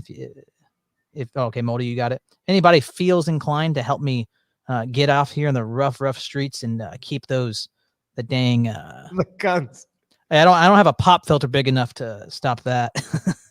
Well, also like my neighbor like sometimes comes to the fence line and like will talk to me about random stuff. And Yeah. I'm dreading the day he tries to do that while I'm out here, and then he has like questions like, what are you doing out there?" And I don't want it. I want to keep this totally separate. I don't want him I'm on streaming. here, honestly. I'm streaming. Just tell him, man. That's all you have to tell him. Okay. And this is me taking a gamble that he's never going to discover this channel. He told me that he is the reincarnation of Sir Isaac Newton. Shut up. Your neighbor? Yeah. No, but is he serious though? Yeah. Did he pick Sir Isaac Newton for a reason? Well, he believes that there is a reincarnation of like the Ubermensch, Mm-hmm. that the great men that have made scientific discoveries and revolutionized the world, when that soul dies, it's reborn. And he gave me a list of like 10 different scientists. And he's like, look at when this guy died. Look when this guy was born. He was reborn. I am the new one. Well, it's interesting that he picked Sir Isaac Newton, but yeah, okay. I really hope not. Yeah. Well, no, you better not hope. You better hope not. Nobody. He was a shared this stream to hermeticist. my neighbor. He was a hermeticist. Most people don't know that. No one share this to him, please. I will. Well, with those guns, he's lots of guns, and he believes that he's Isaac Newton. He could be. He's testing gravity with the guns. Wife, no, you're the only one in the power really in this chat to make that happen. So, wife, there's some power dynamics in our marriage right now. What happened? What did I miss? Oh, she's saying that me speaking about this on here is gonna bite me in the butt later. My neighbor's gonna find out. I think she's threatening me. Oh, maybe. Or it could be like the Wes Watson butt comment where, mother-in-law might. Yeah, he like look at this. Yeah, look at that. He gets to the Wes Watson button. He's like, Yeah, no one wants that, man. It's crazy. It's crazy. Okay, what we got, Jim Bob? What happens if a liberal parishioner puts a head covering on their son, presenting them as a girl? Ugh. Is this that's legit? Hypothetical? I hope this is pretty obvious. You know what? I think we should ask Sir Isaac Newton about this. I think this is a Sir Isaac Newton question. I'll go get Let's him. Take a pause. Get Sir Isaac Newton. Jim Bob needs an answer to this. Tell him to put his gun down and come on over and explain this to us. What happens if a liberal parishioner puts on? Well, depends on what church she's in, I guess. I think if they're in an Orthodox church, they'll say, get out or something, or get the, or go to confession. If they're in a charismatic church, I'm a girl. All right, man. John's a girl. Is John who you had on earlier, right? Yeah. He's the Calvinist guy. The Calvinist. I've never talked to a Calvinist. Well, he's right here. And he right before I cut the stream, and he was like, "Hey, Mano, you're in the chat. I really appreciate you, dude." And I was like, "He can't hear you." Oh, I appreciate you too. What did I do to be appreciated? I don't know. Oh, cool. That's cool. What happens if a liberal parishioner puts a head covering on their son, presenting them as a girl? You know what? I'll text my spiritual father this right now. Yeah, I think you should. We'll get an enlightened answer. But there's this evangelical. He's going to ask me. He's going to ask me, where did this happen? 100. Like I'm I gotta go find out. Tell me that church. I'm on my way. You know what? I saw the very first transjanga here in Mexico. In this new part, the transjanga, a trans person or whatever you want to call it. I don't know if you get in trouble for that saying that. One of those people. Well, I thought that was like. Can you say that? Like, yeah, but I was trying to figure out the Jenga part. I was like, is it transjanga, dude? They're like the Jenga, but they're transified, and then you could just do whatever you want with it. Put the block wherever you want. It doesn't matter. Oh. See, but one of those, the first time I saw one here in Mexico, and the new part we're in, like in the Mexico, in our Mexican neighborhood, and it was funny. Everyone was just staring at this. What happens if the nightmare? What? He said it happened in his nightmare. He woke up and realized it's likely to be inevitable that situation will arise. You know what? He's right. It may have already happened. Yeah, somewhere for sure it has. For sure it has. I know of someone who's baptized him and his wife. Oh, him and his fiance baptized into the Orthodox Church, married into the Orthodox Church. 2-3 years later, she comes out as transgender, and they get a divorce. So, I mean, these things happen, and the ideology does affect people in the church. Obviously, Yeah. marriage is gone. Yeah. It is. It is. Yeah. See, and unfortunately, a comment like that has merit in the Greek church for sure. Yeah. Yeah. What happened to us? The thing with Greeks is like there's no in between. They're either super liberal like that, or they're super based. hardcore. Sorry. Or they're super based. Yeah, like Metropolite of Morphu. You can't get any more, Metropolitan Neophytos of Morphu. You can't get any more based than him. Yeah, because Jimbab's got to get off the TikTok. That's what's happening. He's watching it before he's going to bed, and then he's dreaming of the same people he's invading. He's dreaming about them. They're getting back at you, dude. For you invading them, they're invading your dreams. Do you know Slowboy Whiteboard? I do. Slowboy Whiteboard sent me this song last night. I went to bed right after I listened to it, and that was a bad idea. Oh boy. We are all in this together.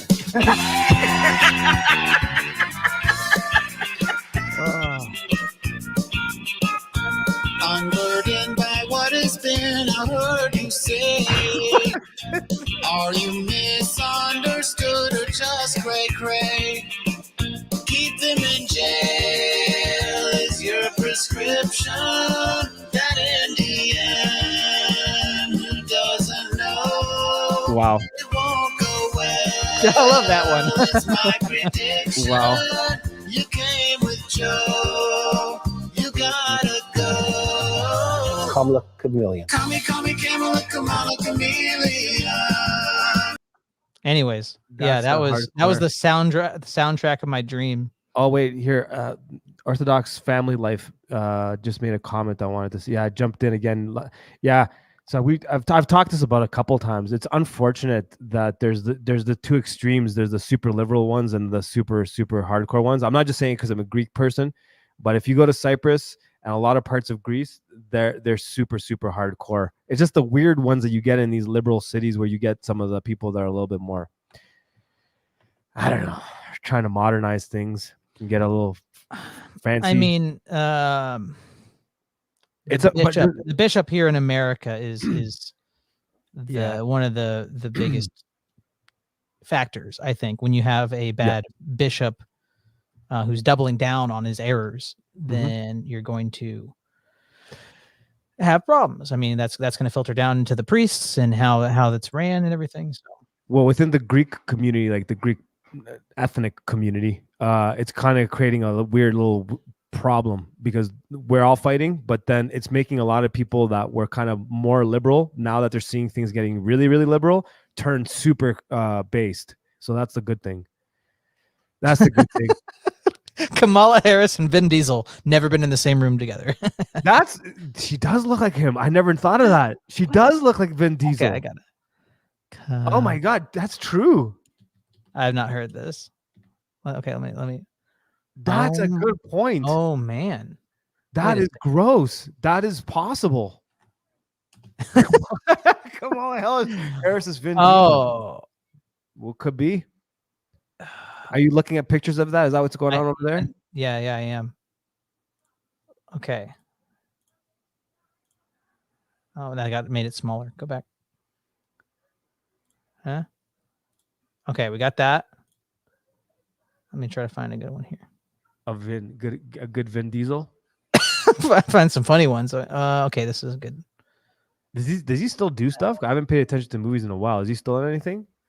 I don't know. I don't know. I spent all my time at the zoo. It's not. Or I just see the black of her eyes. Yeah, she has something going on for sure, man. Okay, this one. I think this one actually. This is. I don't know who this other dude is, but this is the best picture I can find. What is that? Is that a real picture of him, or is that's not someone like messed with it? What's he wearing? It looks like he's wearing a woman's sports coat. Blazer or something, honestly, right? So What maybe is this was happening? him walking into What is the happening? the police box, changing and you know, taking his wig off, and he. What is happening? My I don't know. brain. Anybody know who the guy on the left is? I bet you his name is Yorgos. York. Okay, okay, one more time. She's less wrinkly than Vin Diesel. Vin Diesel's got that What? cellulite I jaw. haven't seen him in a while. He's changed. Wow. Wow. What did he last do? I don't know what to say about this. That's creepy, man. Ew. Okay, yeah, sorry, I'll get that out. Yeah, It's what he's wearing and the look on his face. You know what? Jim Bob might be onto something. He might be onto something. you know that Michelle Obama's a dude, right? Sorry, again? What? You know that Michelle Obama's a dude, right? Yeah. That's like old school stuff. Yeah. Okay. So apparently he's been in a lot of Fast and Furious stuff. I mean, he's putting out stuff. He was in 2 episodes of a show this year. Vid? He was a producer to Fast X last year. Oh, so it's all like executive producer, executive producer. so it's all surrounded that thing, that movie. Yeah, it looks like it's Fast and almost Furious, all Fast and Furious stuff, but there's other stuff too. Yeah. Ah, what a world we live in, man. What a world we live. When did you start getting hip to like the world isn't what you thought it was? How long ago was that? And what was your kicker? I mean, I'd say COVID was like the accelerant. Yeah. I mean, before that. Okay, so I'll ask you questions to see where you were. Did you believe in voting? Like I did, and then I didn't, and then I did, and then I didn't. Okay, and then when did you realize the Federal Reserve wasn't part of the government? 2020. Really? Or in 2019, something like that. Okay. That was my kick. That started off the whole But my dad kind of always taught me some stuff. Not like he's not a super hardcore, but he, I knew who. Yeah, I guess from my dad, I guess we started. But yeah, the first one for me was that Federal Reserve. What about the big events on the 991s? Oh, that was like some of the first YouTube videos I watched. That was like my first rabbit hole. Okay. My first YouTube rabbit hole of just consuming video after video after video. This is probably like 2009, 2010. Oh, so like loose change and that kind of thing? Like yeah. So I mean, super. And I don't know if I like believed it, but it was definitely like made me question and not have confidence in the story. And it was just watching all these conspiracy videos about it. It was like that and in like subliminal messages in Disney movies were like the two. Right. Yeah. So 2009 around there for you? Okay, that was the beginning of it. Okay, cool. Okay, yeah. It's weird hearing everyone's different timeline now, especially after the last little while. Also, age matters because you're a lot younger than me. So like for me, it was Federal Reserve was in grade 7, 8 when I was like, what? And then I went and talked to my dad. But like my dad would always tell me like Henry Kissinger and blah blah blah. So that was like a name around the family table. Oh no, yeah, my dad like the most truther stuff was global warming's a hoax. Evolution is used to make people easily manipulated, believe that they're animals, that there's no God, all those kind of things. Like those are the only two real. But you guys grew up super Christian though, right? Because the evolution thing for me was like a newer thing than a. Yeah, I mean, grew up Christian, but pretty nominal in my family. By the time I was 13, I was the one person out of the 6 members of my family that was going to church. Okay. So, okay. I mean, it's because my brother got really sick when I was 7. That really changed the course of my family. My family really it just fell apart. Since then, never recovered. So a lot of. May I ask what the sickness was? Yeah. So. If it, Yeah. No, I mean, it's a big story. It's not a happy story. It's not a short story. So start closer to the beginning. When my family was going to different churches, because my oldest brother Matthew is in a wheelchair. He has cerebral palsy. He was a preemie. He can't walk. He's in a wheelchair. And there was churches that wouldn't accommodate him. Okay, his class in preschool or in Sunday schools on the second floor. He's in a wheelchair. He can't get up there by himself. Too bad. We're not going to accommodate you. Mhm. We ended up going to a home church, a little Protestant thing. 10 families meeting at somebody's living room, Bible study. And that was the first time, tangentially, I remember doing like the sinner's prayer, because I was at like the kids table, and like this lady was telling us about Jesus, and if you don't pray to Jesus to save your soul, you will burn in hell forever and it'll be torturous. And I'm like, 5, like, Mhm. Jesus. Yeah. So, but we went to there for probably a few years, and I remember they had a yard sale, and I've got 2 older brothers, 1 little brother.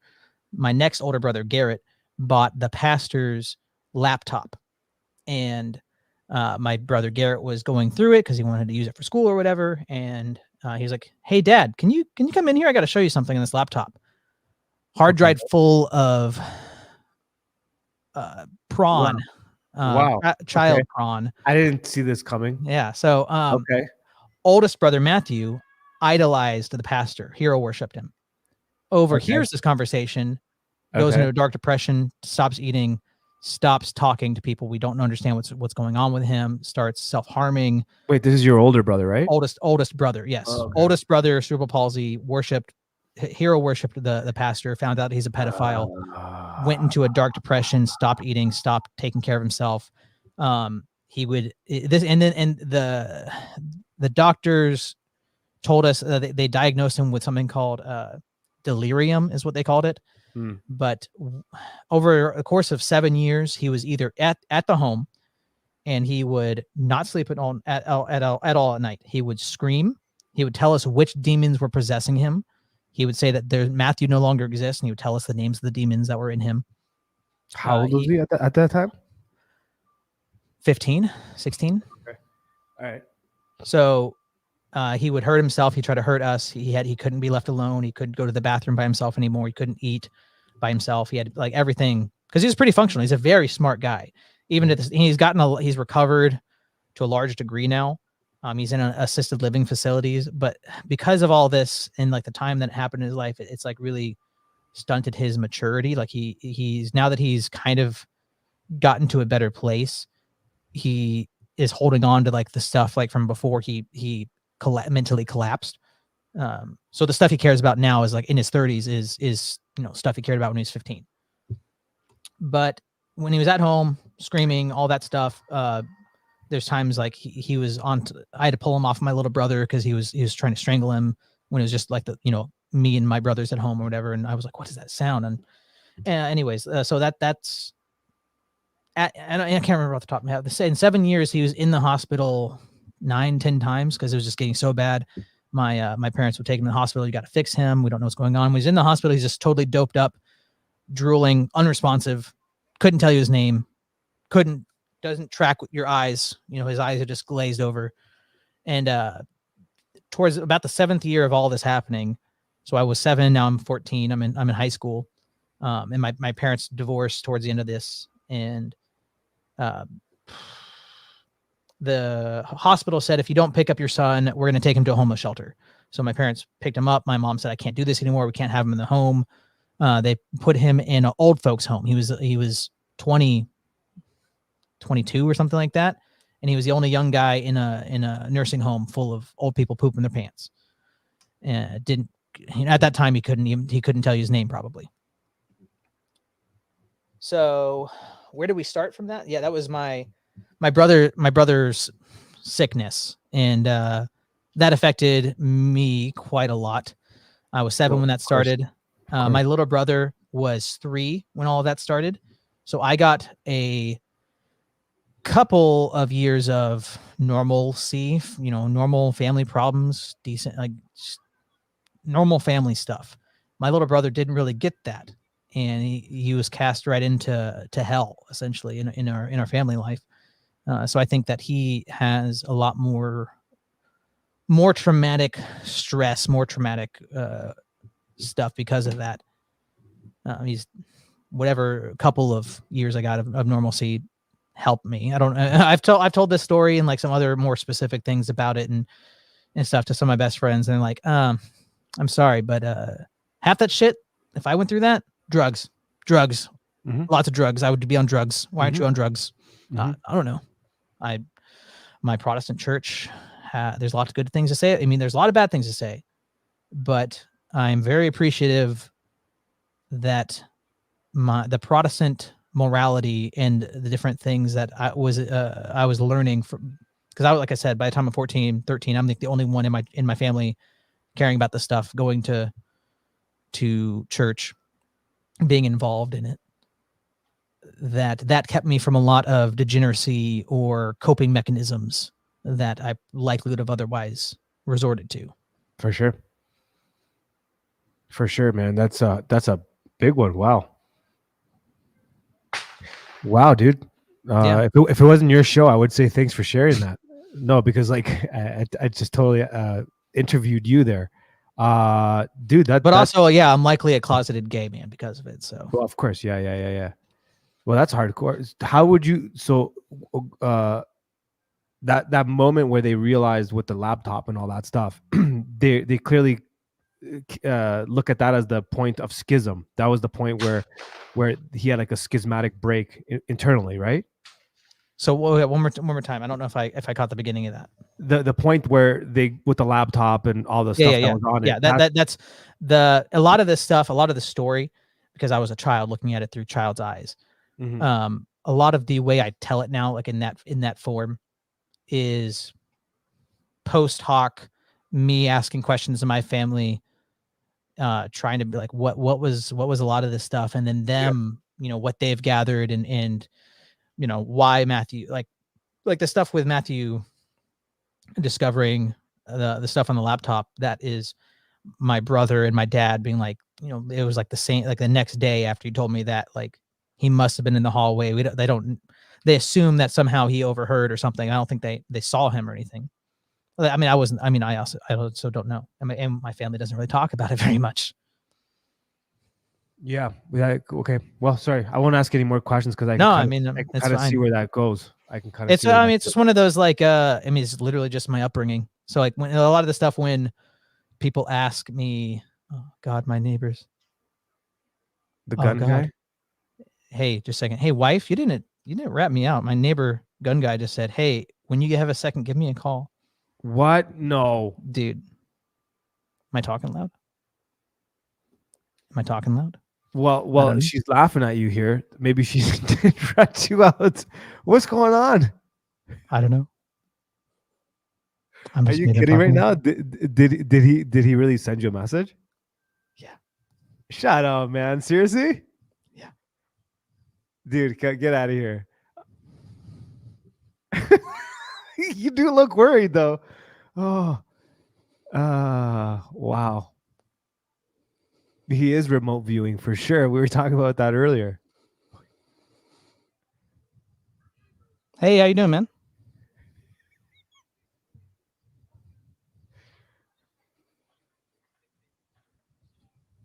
Gotcha.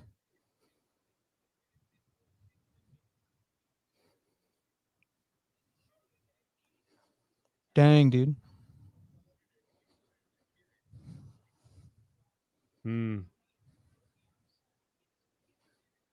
Dude, shoot it. Do it. Dude, shoot it. All right, I'm listening. It's odd hearing this while I'm on a stream with you. We'll go like that. What are you doing, Malaka? All right, you ready? I'm ready. I'm ready. I'm ready. We're all ready. Everybody's ready. Dang, dude. Whoa. Whoa. Whoa. Yeah, he's channeling. He's channeling. He's channeling. Yo, Post is still here. What's up, Post? That's awesome, man. I'll have to come and look at it. Did he kill something? You got to go look at it. He's slaughtering cats. Is that what's happening? Can I make those jokes now as an Orthodox person? Yeah, I have to come over and shoot him sometime again. Yeah, man. You have a good rest of your night. Bye, man. You have a what night? A You grass have a night? good rest of your night. Oh. I was literally like, am I just because I have these headphones in, and my wife says I'm a loud person. So Oh, yeah. Well, there you I'm go. like, He's like, oh, what? are you telling what's up?" people I'm Sir Isaac Newton? Yeah, dude.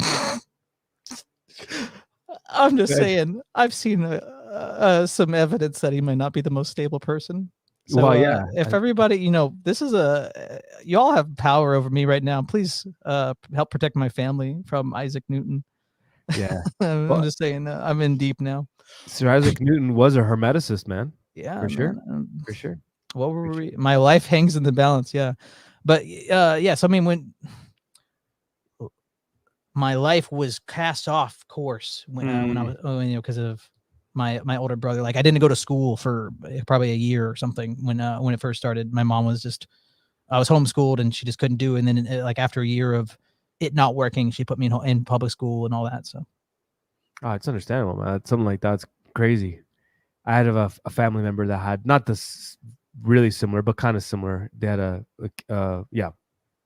So yeah, I saw how their family, like they call him autistic, but he wasn't. He was way worse than that. So he had to be in a home and all that stuff.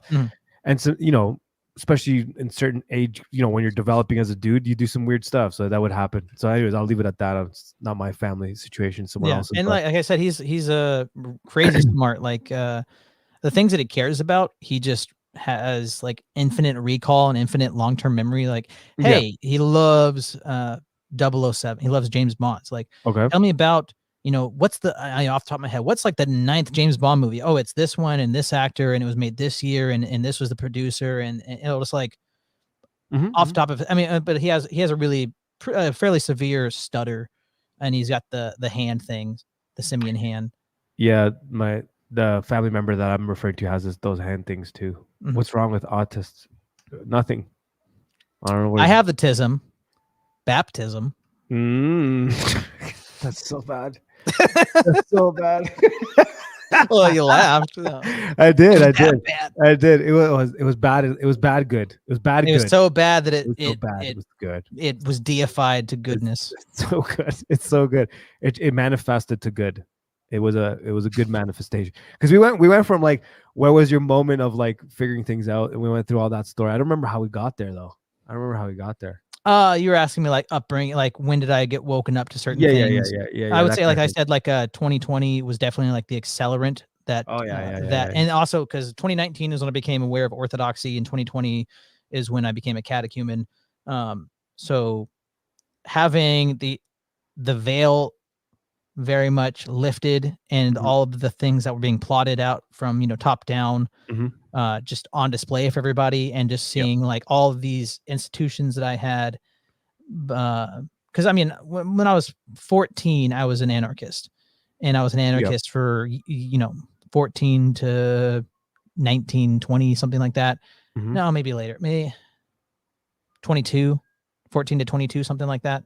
And then I started to become basically like the conservatism that my dad had, that he had tried to instill in me. I was trying to adopt that. And then I had that for maybe 2.5 years, 3 years, something like that. And then COVID happens. And then seeing the 2020 election, the Orthodox faith showing me monarchy, and show me the historical problem, like looking at the West from a zoomed out view instead of just like the sexual revolution.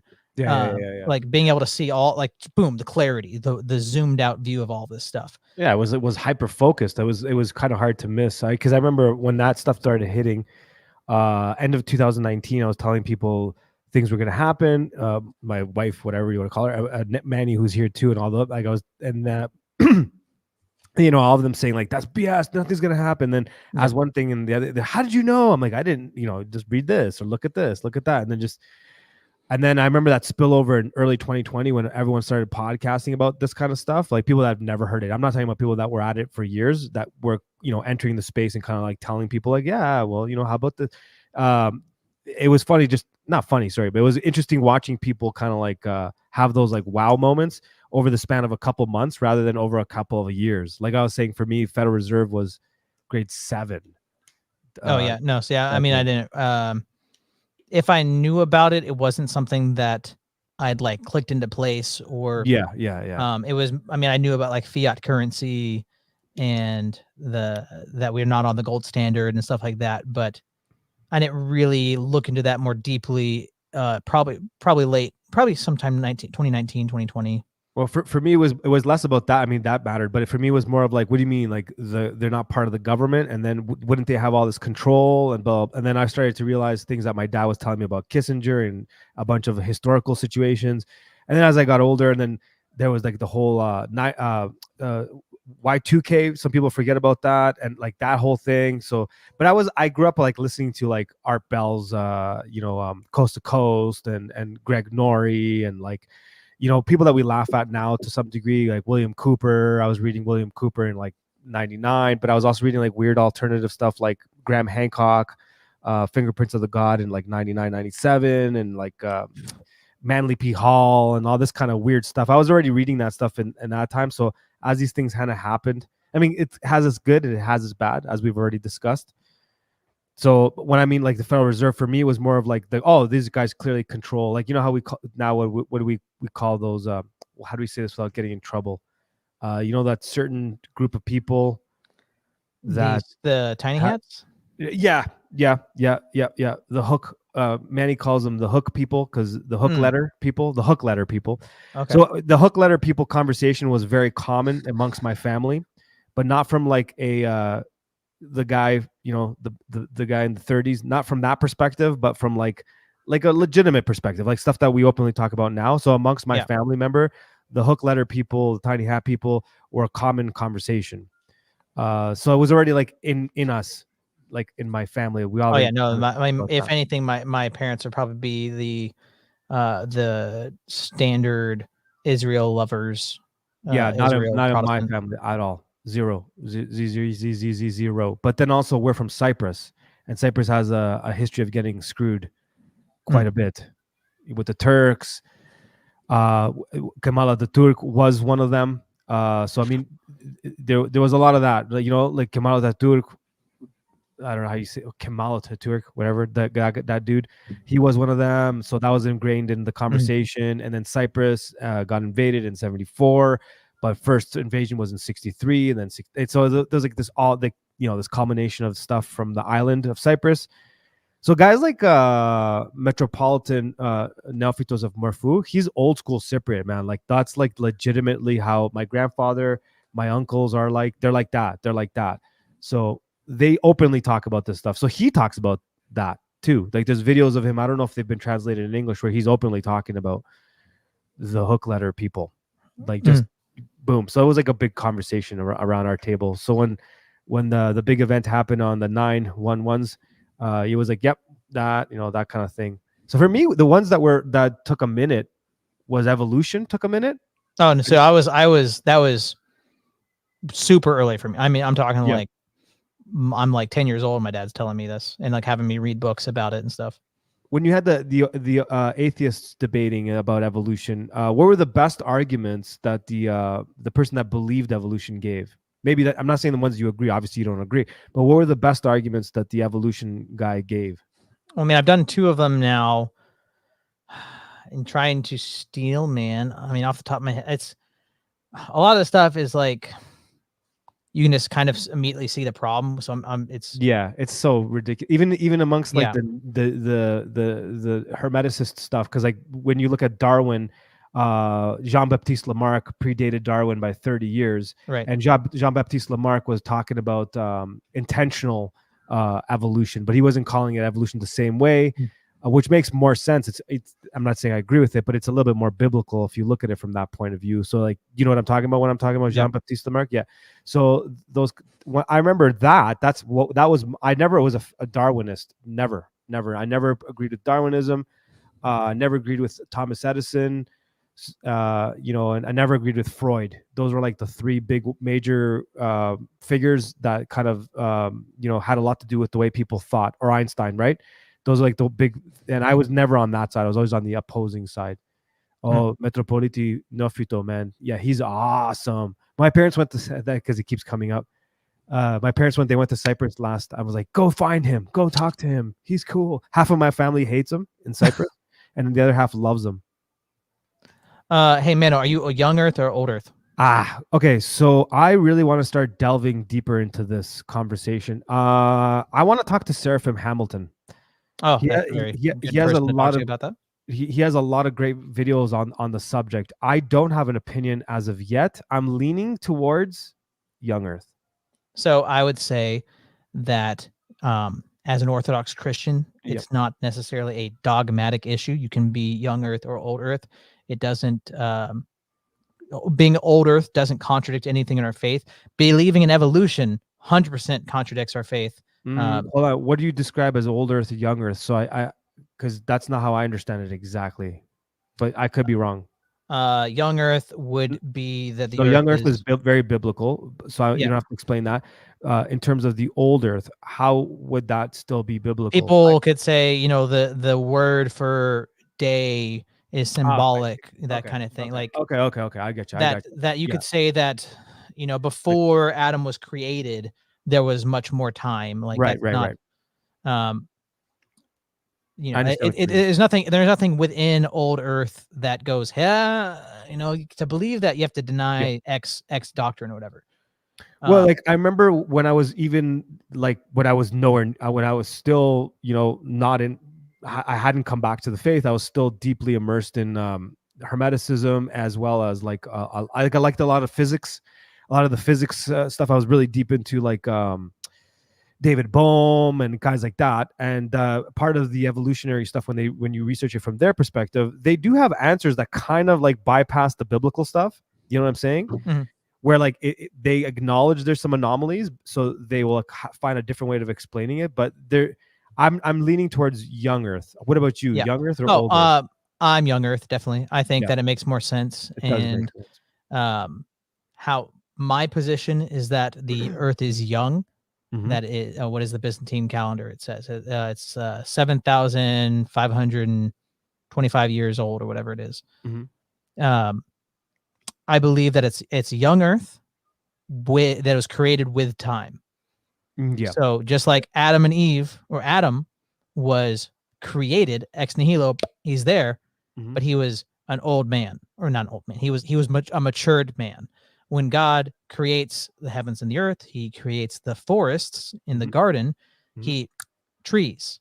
Mhm. It wasn't like, okay, I have Yep. to get it's not the chicken and the egg issue. It's not well, I got to plant it and let it grow up. It's like boom, it's there. But from our perspective, you see a tree and you go, that has to have aged, that has to have been planted and matured.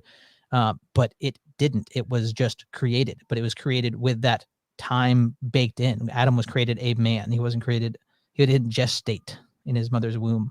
Yeah. But that doesn't, that like, so whenever people are like, oh, you know, there's tons of problems with like carbon dating and all that stuff. Like tons. and like, and a lot of it's just like assumed, and like I don't really question it, but like we, you know, it's getting older all the time, basically. You know, it's 60 million years, 120 million years, and like all that stuff is pretty goofy.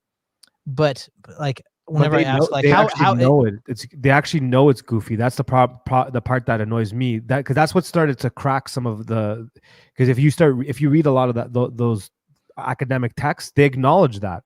They actually do acknowledge that, because they'll even use patina, like built on rocks, the buildup of it, and say, oh well, it must be this because it takes this much longer. But we've noticed it happening in, you know, a couple decades. So like a lot of the stuff, like because it must be this, because how could this happen in so long? And it's like or if you go to the Grand assuming. Canyon, if you go to the Grand Canyon, you look at the layers of sediment, they don't make sense. Or if you look at like the woolly mammoths frozen with certain things in their stomach, their explanations take a lot more mental gymnastics. That's why that whole like Randall Carlson explanation, it's like Randall Carlson and Graham Hancock. I was deeply immersed into a lot of Graham Hancock stuff, but like they point out anomalies within within like a lot of this stuff, but they don't. Their conclusion is ridiculous. It's the same thing with the ayahuasca thing, or the same thing with the aliens thing. Like, oh look at this weird anomaly. Oh, it must be the aliens. Oh, look at this weird anomaly. It must be this or that, right? Mm. But they do show many examples where the Earth changed overnight, like within Yep. a couple of days, completely different planet, right? They show that over and over again, but they still conclude that it must be these huge amounts of time. Like we're talking about what they say the Earth is 14 billion years old, Yeah, or 4 billion years old, and the universe is like 14, 15 billion years old, which doesn't make any sense with the radio dating and all that stuff. Which, because we talked about John Wheeler, I brought up John Wheeler earlier. Was it with you that I brought up John Wheeler? No, it was with Cyprian. We were talking about John Wheeler, and John Wheeler was trying to. Yeah, it just doesn't make sense. Like even the way that they're trying to see how the universe is expanding, how fast, so therefore find out how old it is, and it doesn't make any sense. What people are talking about stuff over there. What are they saying? Whenever I see people like, oh, this evolved 14 million years ago, I'm like, that stuff makes me cringe so hard. Like I have somebody gave me a book for my daughter, like it's like one of those like flip books, and it's like dinosaur bone from 30 million years ago. I just whited that out. I'm just gonna white that part out. Like, yeah. And like I said, like you can believe in old Earth. I don't really have a big problem with old Earth. It's when you combine it with other things like evolution that says that death is natural. That even if you're a creationist who believes in evolution, you have to say that death is natural, that God created it. That's didn't happen at the fall. That Adam and Eve are not historical people. All those things are the theological issues where you start denying the faith. But old like age itself wouldn't be denying the faith.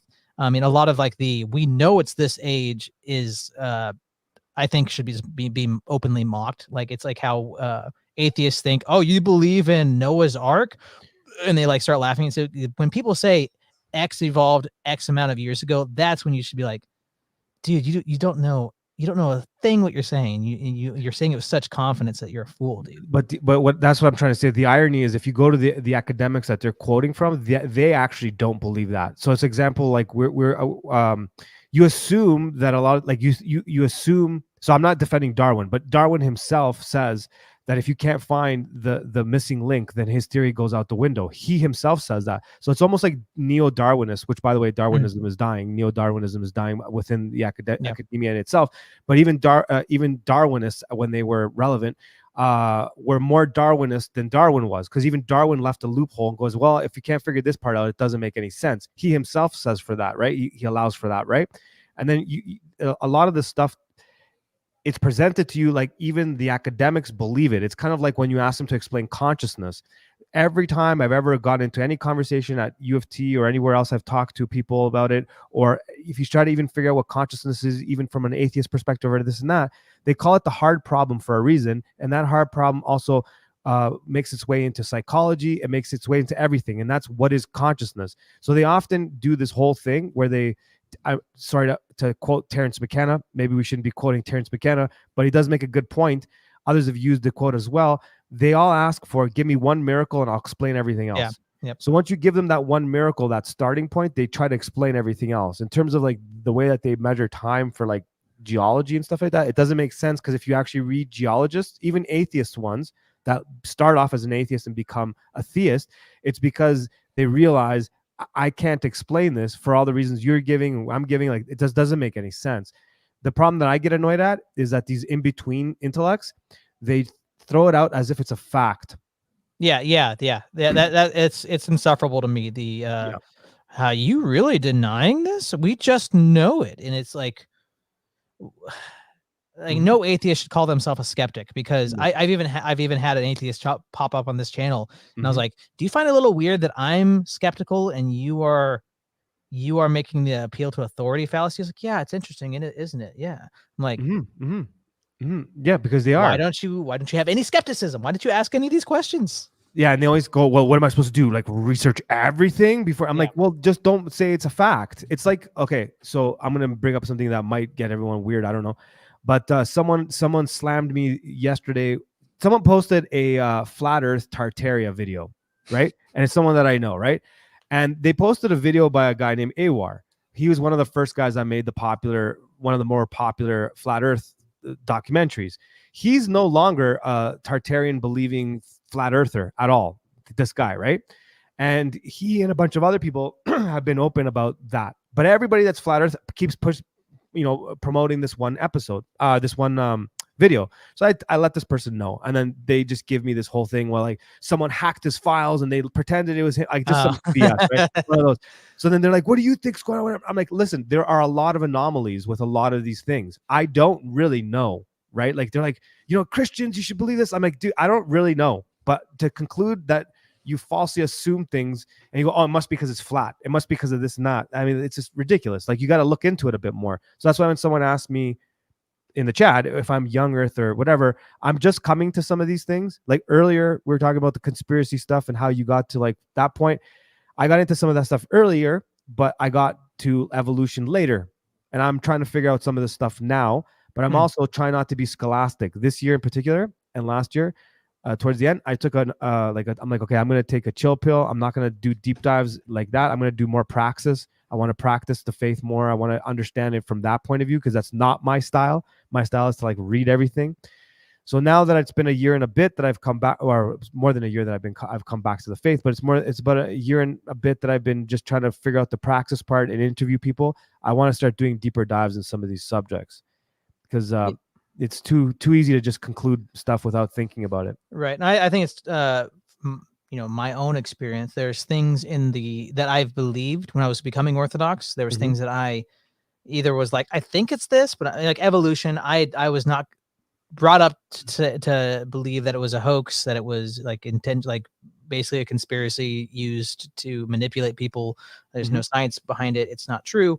And I believed that for a long time. And I would say the last like 2 years before I became Orthodox, like 2019, 2020, I wouldn't say I like hard believed in evolution, but I started digging into it and reading more like the pro evolution sources. And it was like something I was struggling with, like considering, is this true? But I was also like, especially at the time, like I had deconstructed a lot of my Protestant upbringing, and a lot of the things that I had like firmly held on were now like kind of shifty sand. I didn't know where I stood on it and stuff like that. But when I first became Orthodox, I would say I was leaning towards the evolution camp, but I wouldn't say I was like firmly believe it. This is just a fact. I was like, well, I don't, so, but when I heard the Orthodox position on it, I was at the point where with my journey to Orthodoxy, that I implicitly trusted the church. I was like, I'm just going to relinquish this belief and just try to understand the Orthodox position and adopt that. Yeah. And I would say once I did that, once I was able to just like open my hand up and relinquish it and try to enter into the phronum of the church, now especially I look at it and I'm like, okay, now I can understand the clarity of this position. I can see the error of the position I was at before, where at the time I felt like cloudy. I could see evolution being true, and that's just an example. But I think it's totally legitimate to like not look at it scholastic, but just be like, I want to enter in the phronum, because if you have that trust, if you have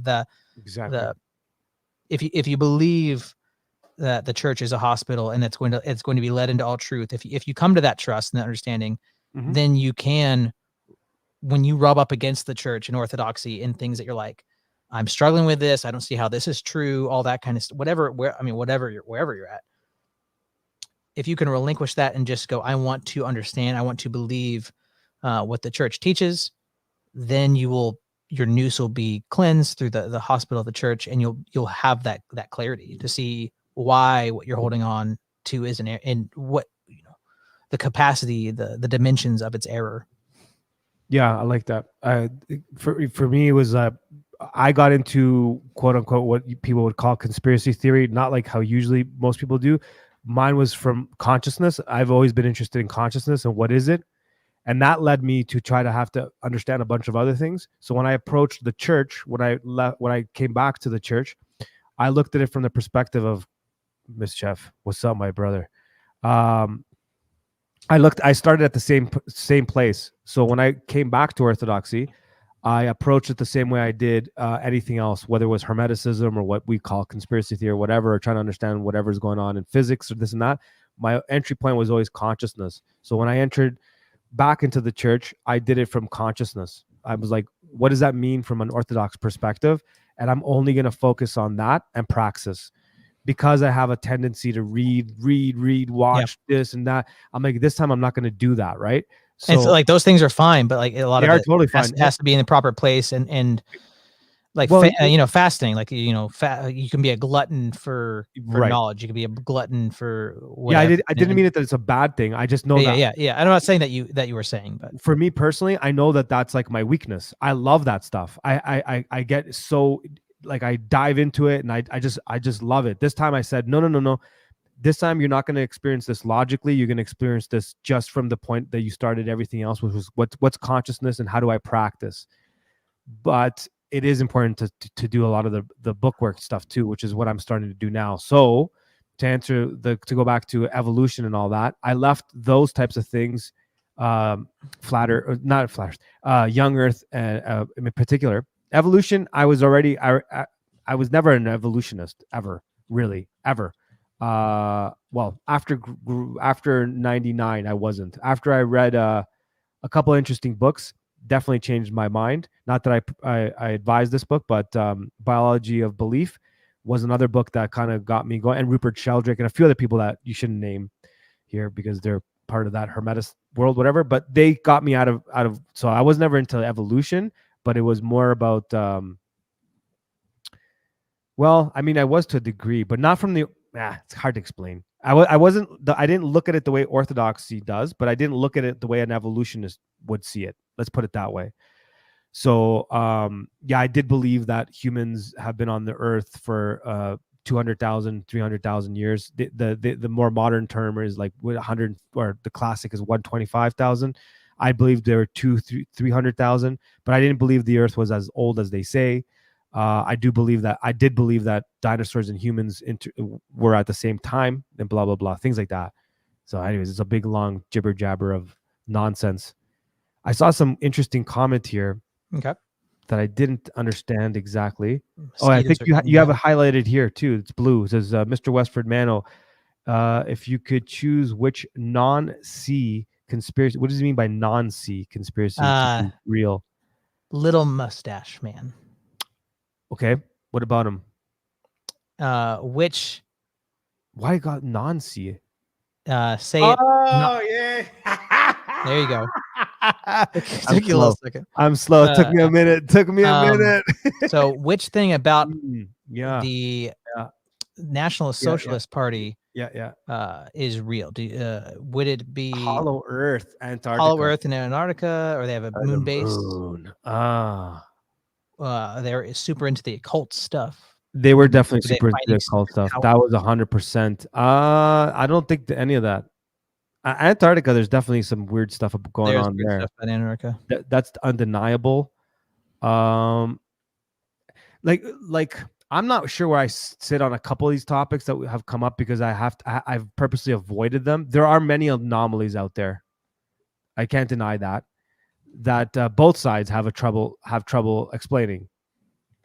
I find the flat earthers have a harder time explaining certain things than the globe earth people. But I've been watching some of those like not a lot, like maybe like once every 2 weeks I'll watch a debate. Mm-hmm. And the thing after like watching 6 of them now, the thing I've noticed is that, and it doesn't make flat earth true, but the flat earthers that I've seen debate globe earthers, the flat earther is super prepared and knows all the stuff, and the globe earther is unprepared and doesn't seem to be able to combat what the flat earther says. Have you watched some of the better ones though, where the globe earther really knows what they're talking about?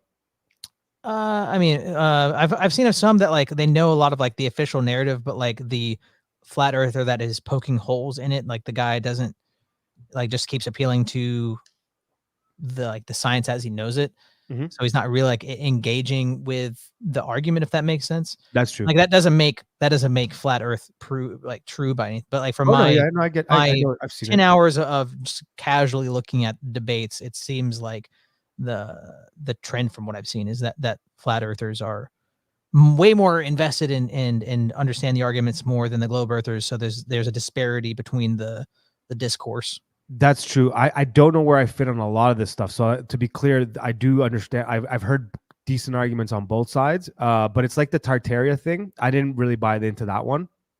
You know what I'm talking about when I talk about that with the Yeah, mud. I know flask, they're people that trying to- that believe that's true. I've Yeah, never been to it, but I but know then, it's like but then secret you go and society, look at Forgotten Kingdom. yeah, and they have a lot of there are anomalies in their thing, but they just write things off like complex buildings, and they're like, "There's no way we could have built this." I'm like, "They definitely could have built that, man. What are you talking about, right?" And there's some like yes that they just, but there are some anomalies, and then they just kind of like lump everything in together and say it must be this. Yeah. Are there anomalies with the planet we live on? Absolutely. Do I know exactly what's going on? I don't. Do I know that if I read Genesis, there's some stuff in there that sounds like, you know what I mean? I'm like, yeah, it does. It does make, it does make some sense, right? But to make a fast conclusion without a deep dive is kind of dangerous, I think, is what I'm ultimately getting at. And I'm at the point where I'm going to start looking into some of this a little bit deeper. Have you Earth. looked at the flat Earth video I have on my channel? No, you have a flat Earth a debate. You said not Sorry, a debate, but there's an Orthodox Christian from Australia that came on, and he answered questions and he kind of gave a presentation of Mhm. why he believes the Earth is flat. A lot of interesting stuff I'd never heard of, things that I've been thinking about or looking into more. Well, I remember back in I remember when it started propping up on message boards, and then it went away, and that was when everyone started talking about Admiral Byrd, and I'm talking about 2008, 9. Those message boards back when you would say certain words, they would delete them on the message board. It was a weird time, and they started talking about Admiral Byrd and him, going to Antarctica, and then the Hollow Earth, and then the ice wall and things behind that, and then you go and look at the CIA document and it's there and all that stuff. I remember all of that stuff, right? But then what's that guy's name, the Russian historian who thinks all the timelines are completely different and most flat earthers like love him? Oh, I forgot his name now. Oh boy. Okay, anyways, the point I'm trying to make is there are bizarre anomalies out there. There are weird things that you can point to. My ultimate conclusion is I kind of don't know, Right. but I want to start looking into it. And there has been times where I'm like, that does make sense, like in terms of like the flat Earth stuff, whatever. But I think it's one of those things. How do I put this? Well, what do you think? First of all, before I try to, I'm trying to put this into words. Oh yeah, I thought that's can't put who words. you're talking about. No, it's not Yuri Bezmenov. No, That's Yuri what my mind Bezmenov. went to though. No. Yuri Bezmenov has nothing to do with what I'm talking about. This is a historian, Marcos. I could look it up. It doesn't matter. The point I'm trying to make is, I was gonna do a deep dive in this and I backed off of it, and I don't know enough about the subject to say, because I don't want to be that guy that just like starts blurting out shit without really being prepared to talk about it. I was gonna do an episode with some of those guys that have flipped from the Tartaria side of camp, because they did find some interesting information that I was looking up as well that shows the point where there was a point in the see, I don't know how far I want to go on this. Up to you, man.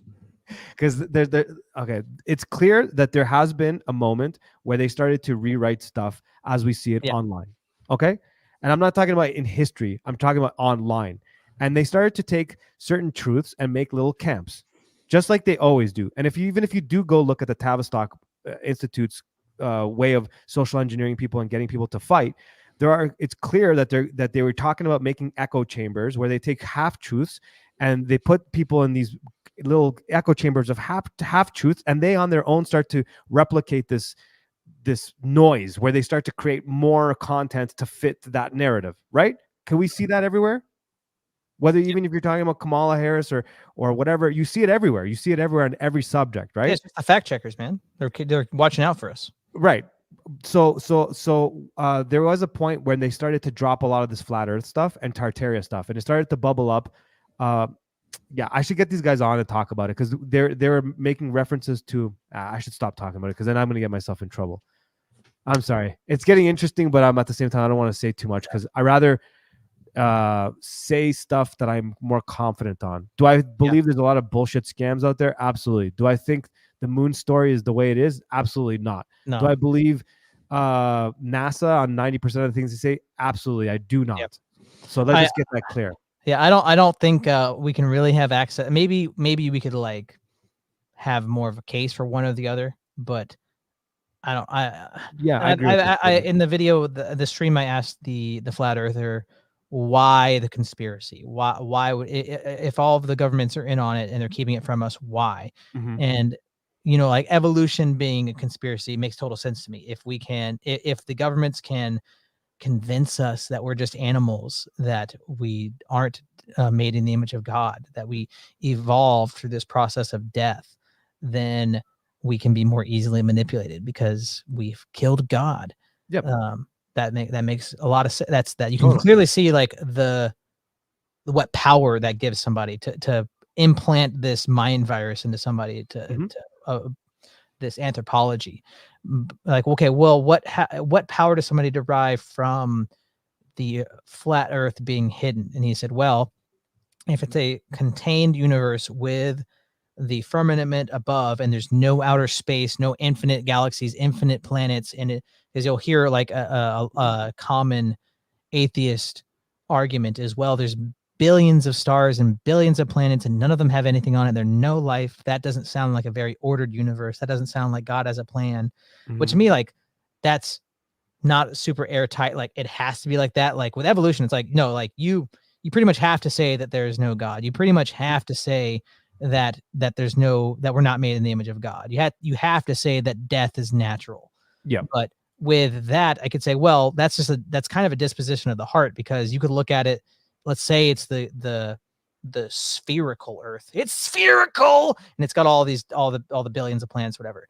God was just demonstrating His glory. He didn't have to create that, but He could, and it's beautiful, and we're able to look up into the night skies and gaze upon the wonder and the majesty. Mhm. So that's looking at the same thing and just having the stupid retard doomer atheist view versus the glory to God view. But Mhm. so that to me, it's not. You could say maybe it pushes this open universe concept. Getting into autonomous reasoning and an open-ended autonomous universe. You could say maybe it opens for that, but I wouldn't say it necessarily has to. Sure, I could see that, and that's what I'm saying is if we understand that there's some certain anomalies that we can't explain, and we start looking at it from a open, objective point of view, it'll lead us somewhere. But to have this like automatic conclusion on things is kind of dangerous, I think. Yeah. So like okay, how about just using? Okay, so I've been avoiding saying certain things. I always do when I'm publicly speaking nowadays, which because back in the day I had no problem with controversy. Now I'm trying to like avoid it because I see that it separates certain camps, and I'm trying to avoid that. As long as you're on our camp on a lot of things, like you don't agree with the narratives from the last couple years. As long as you're not a single issue truther. Yeah, right. Oh, absolutely not. I'm not even. Yeah, totally. So even when you were asking me, can I explain?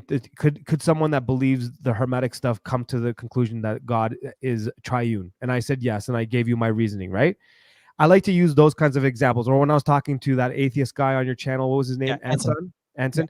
I wasn't using tag. I was using the other way of like the language of the universe, which could fit with tag if someone wanted to look at it that way. No, And I'm not. I just read like a 730-page book about tag, Yeah. and he goes into like the cosmological argument, the design argument, and the ontological argument. Yes. And Yes. he starts saying, like, from his perspective, the issues with those arguments, if you're not using tag, is granting the atheist autonomous reasoning. So then it weakens those arguments. But if you couch it within the presupposition of the Christian worldview, then a lot of those arguments can be strengthened. So he's saying that, like, you don't have to like just use tag. You can Right. use those other avenues of reasoning, couching it within we have to start with theonomous reasoning versus autonomous reasoning. Right, because you have to describe who the prime mover is. You have to describe that there is a prime movement, and then you have to talk about who the prime mover is. Simple as that. So the point I'm trying to make is when you talk about the globe versus flat thing, firmament, this and that, blah, blah, blah. Well, what happens if we don't have to go to space to see how physics works? You could see it here, right? Can you see what objects that what is natural objects usually have spherical form? Do they normally have flat form? So wait. Okay, let's go back to the spherical form. Okay, so before we go there, I'm just going to say this to everyone else. I don't know the shape of the Earth. I haven't gone deep in it. So if you're going to give me flat Earth stuff versus the Bible versus global things, I'm going to listen to all of them. So just relax. Anyone that's going to be like, he's a glober, whatever they call him, or he's a flat Earth guy. So let's get that out of the way. I don't want to hear that crap. I'm not interested. I'm interested in having a back and forth. So what were you saying there? Salt flats. They're flat. Salt flats. What do you mean? You said what natural things do we know of that are flat? No, I don't mean like something gargantuous like a salt flat. I'm talking Oh, about yeah. like an object. If you took an object and you were to create something at home, right? Let's say, if you were to spin something, it would turn into a ball, right? Okay. Yeah. An Like apple, a apples. banana, right? Like it doesn't. They don't have to be completely spherical. Have you heard the theory that the Earth is toilet bowl shaped? Toilet Think or about it. Earth, yeah, Yeah. He's got a great podcast. Throne of about it. God. Yeah, Yeah. he's got a great podcast about it. Yeah, yeah. The fisheye lens earther. So I don't know what to say because the in nature you don't have anything.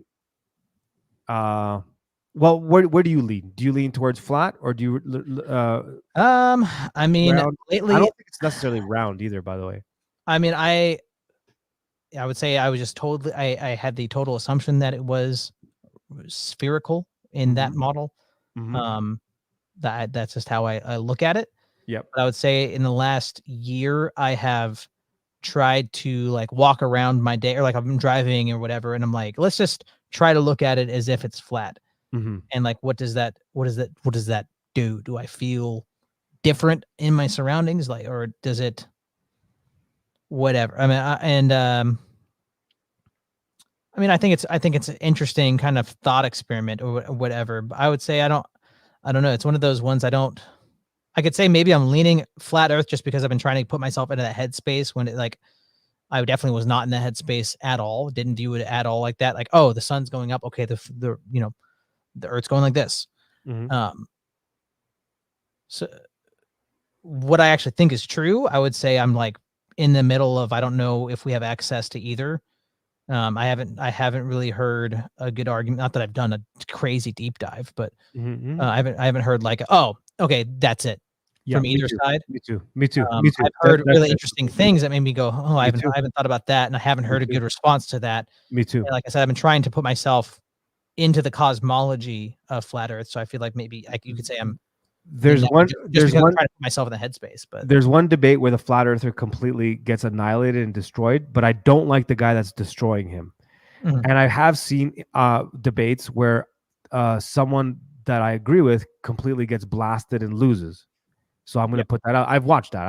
Like it's going to happen, right? Yeah. And I have one in mind, but I don't want to mention it because I really like the guy and he's one of us. But this person, one of us, had a debate with a not one of us, and it was clear that the one of us lost, and it wasn't because he was, it was just he got let emotion get. So, anyways, the point I'm trying to make is there's this one where this doc, I think it's called the Professor Dave. I really don't like him.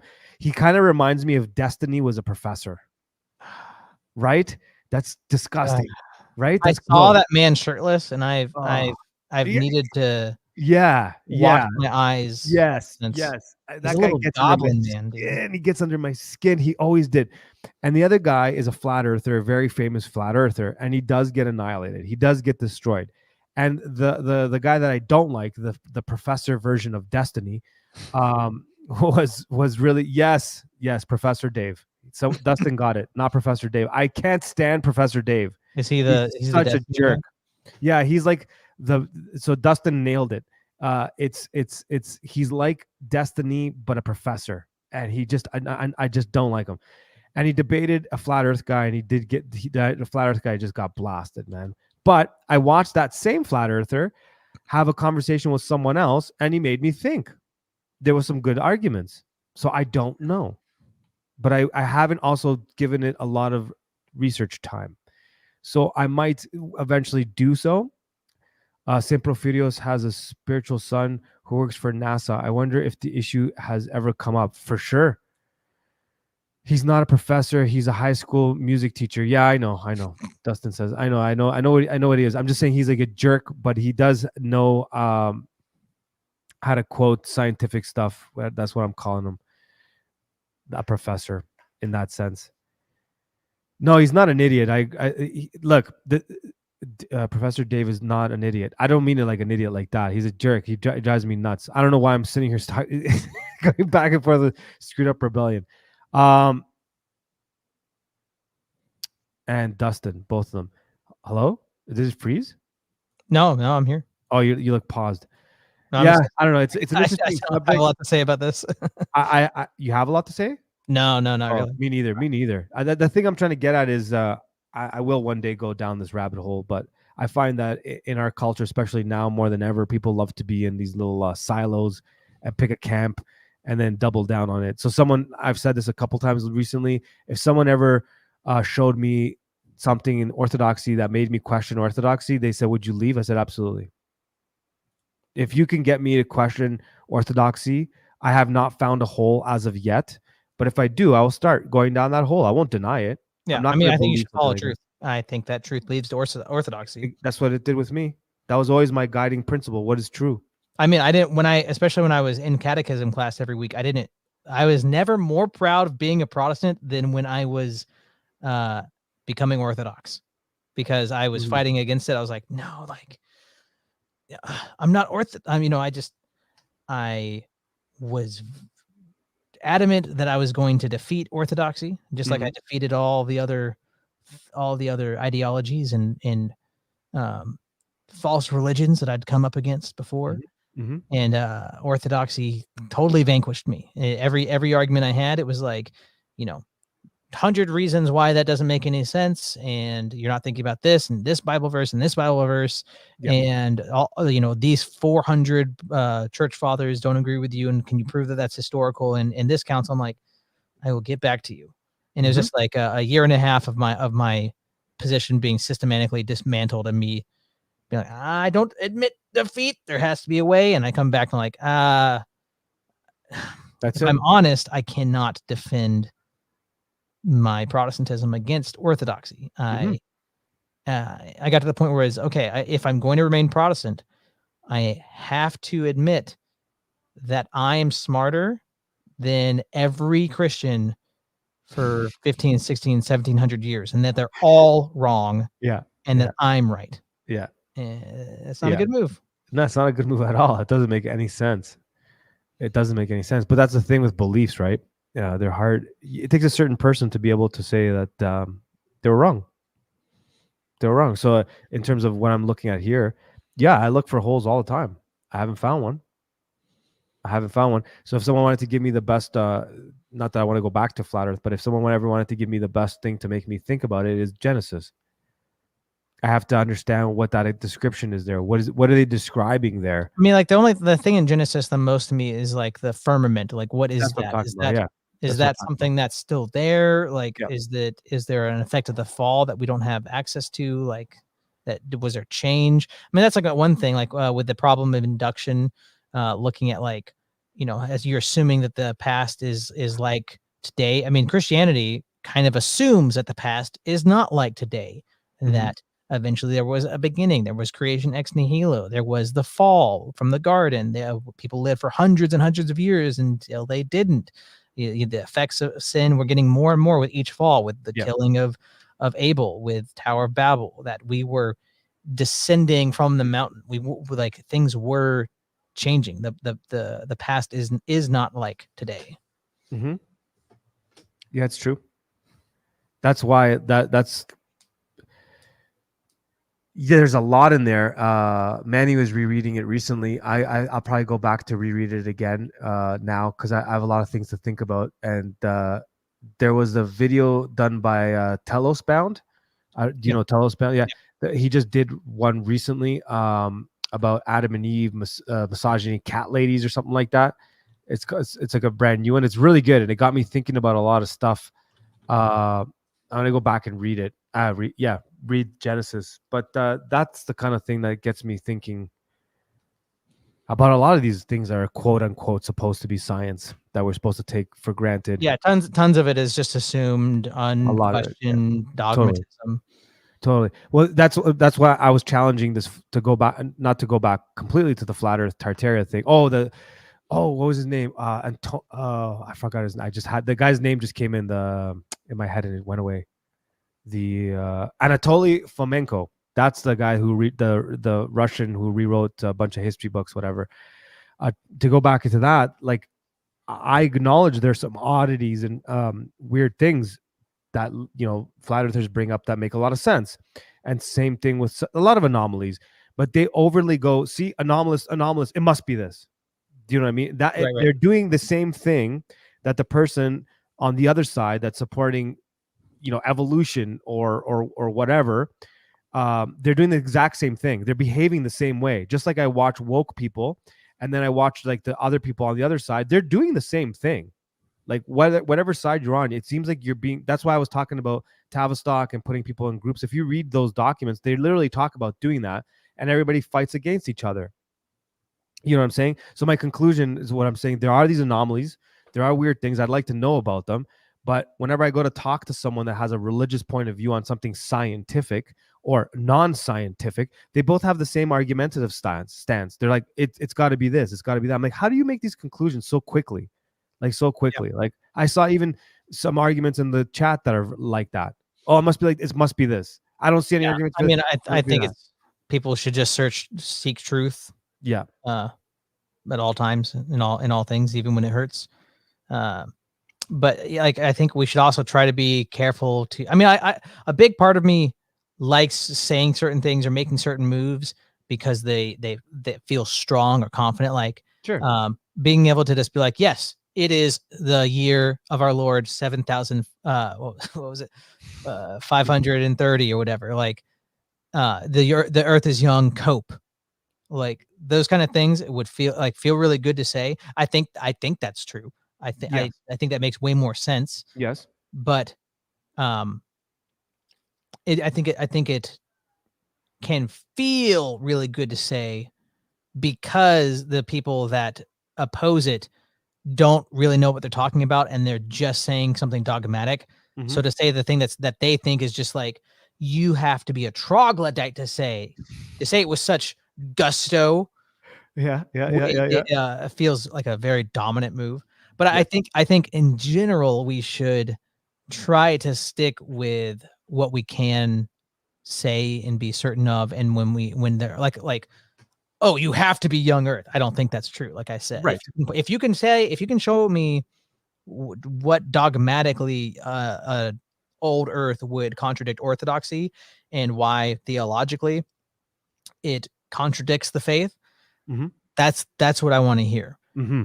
But until then, it's not a dogmatic issue. It's a theologumena. I think one makes more sense than the other.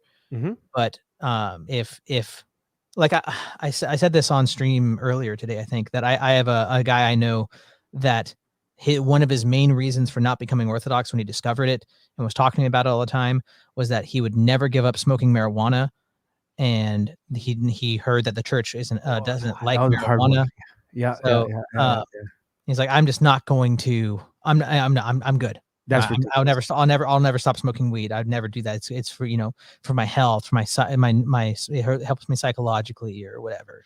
And it's like, if somebody, and maybe it's weird, but if somebody's like, the Earth is just old, don't you know that it's this old? I'm like, yeah, okay, yeah, come to the church. If you not being able to accept young Earth is going to keep you from joining the body of Christ and engaging in the spiritual medicines that we have to offer, like that's dumb. Bravo. That's exactly. And even with smoking weed, like there's Gravia and economia. I have a relationship with weed. I do. We can tell, Mano. We can tell. Like, I really loved it. No, I did. I'm not gonna lie. I had a really strong relationship with weed. But it would be ridiculous for me to be like, yeah, I see the truth in orthodoxy, but I want to smoke weed. Yeah. I think I'll put it off. I'm not gonna do that. No, that's ridiculous, man. That's ridiculous. But that's the whole thing with the logic jumps that people are doing. Or it's like you're also kind of assuming that you have to be perfect and follow orthodoxy all the time instead of it being a process. And like you go to confession. Sure. True. Like you don't have to have everything about the Orthodox phronema totally instilled. True, but you can't Protestant it. True, I fully agree with that, and I try to do that too. But you can't Protestantism it either, where you're like, I'm gonna smoke this blunt right now, and then tomorrow I'll repent. You know what I mean? Yeah, like license to sin, but right. The Protestants won't even care about that because you're already once saved, always saved. But for I know like Orthodox people that have done that, and like we can't do that too, right? But you're gonna slip up, and if you genuinely slip up, of course, it's important to confess and repent, and try to do your best not to do it again. Metanoia, and like it's a correction course, right? And that's a very important part of I mean, how we should try to do our best to live. I fully agree with that. But I think that's why I was bringing up the way that people jump to conclusions, because they treat everything like a religion. And I think it's also really dangerous with all the talking heads online. I mean, I am, you are. And I think we need to start looking at it. We have a responsibility. I'm not trying to change the subject. I think it fits in with this. I think we have a responsibility, no matter what it is we're doing, whether we're just making entertainment, we're putting out opinions, we're talking about this or that. You have to be careful. Well, this is why I'm being careful with what I've been saying about, like, flat earth or Tartaria or other stuff, or like why I think we're being manipulated to certain things, is because we do have, like I said, responsibility for the people that are watching or listening or whatever, to know that it can get really dangerous. Because I've seen some people, just give me a second here. Yeah. What I'm trying to get at, I'll just get it out. I've seen some people start off really good. They're putting out some really good thoughts. And then they see a trend. And then they see this trend gets them a particular attention. Then they go harder down that trend, and they double down on it. And then they start to make claims. And it's really dangerous when it's about orthodox claims or about the church. And they start to see that they get more views or this and that, and then they double down on it. And then when they see that they're wrong, they've already built a career on that sort of path where they can't backtrack now and start a new career. And I just watch them continue going. Somebody posted something on Twitter yesterday or today that was trying to create a division between different jurisdictions. Yeah. And a priest that we all like there's some priests that maybe, I'm not a big fan of that. No, this guy we all like. If I told you this person's name, you will all like him. He just said that doesn't represent roll court. Take that down, because that person will try. Okay, right? Yeah. That post is still up. Why is that still up, dude? A priest told you, and you asked the priest for explanation. He explained it to you, and you still have it up? I think a lot of that has to do with scandal. Like, yeah, but that's a problem, though. A priest, a well-respected priest told you to take it down, and it's still up. Right. I don't know. It got me fired up. Sorry. No, it's okay. I think we'll end it with that. I do want to say my spiritual father texted me back and said, hopefully the priest would confront the liberal and tell him to knock it off. Okay. That's awesome. Well, anything you wanna close out with, Mano? No, it was great, man. Thanks for having me on. It's always a pleasure talking with you, and we'll see you soon. We'll see you on the Board No More stuff.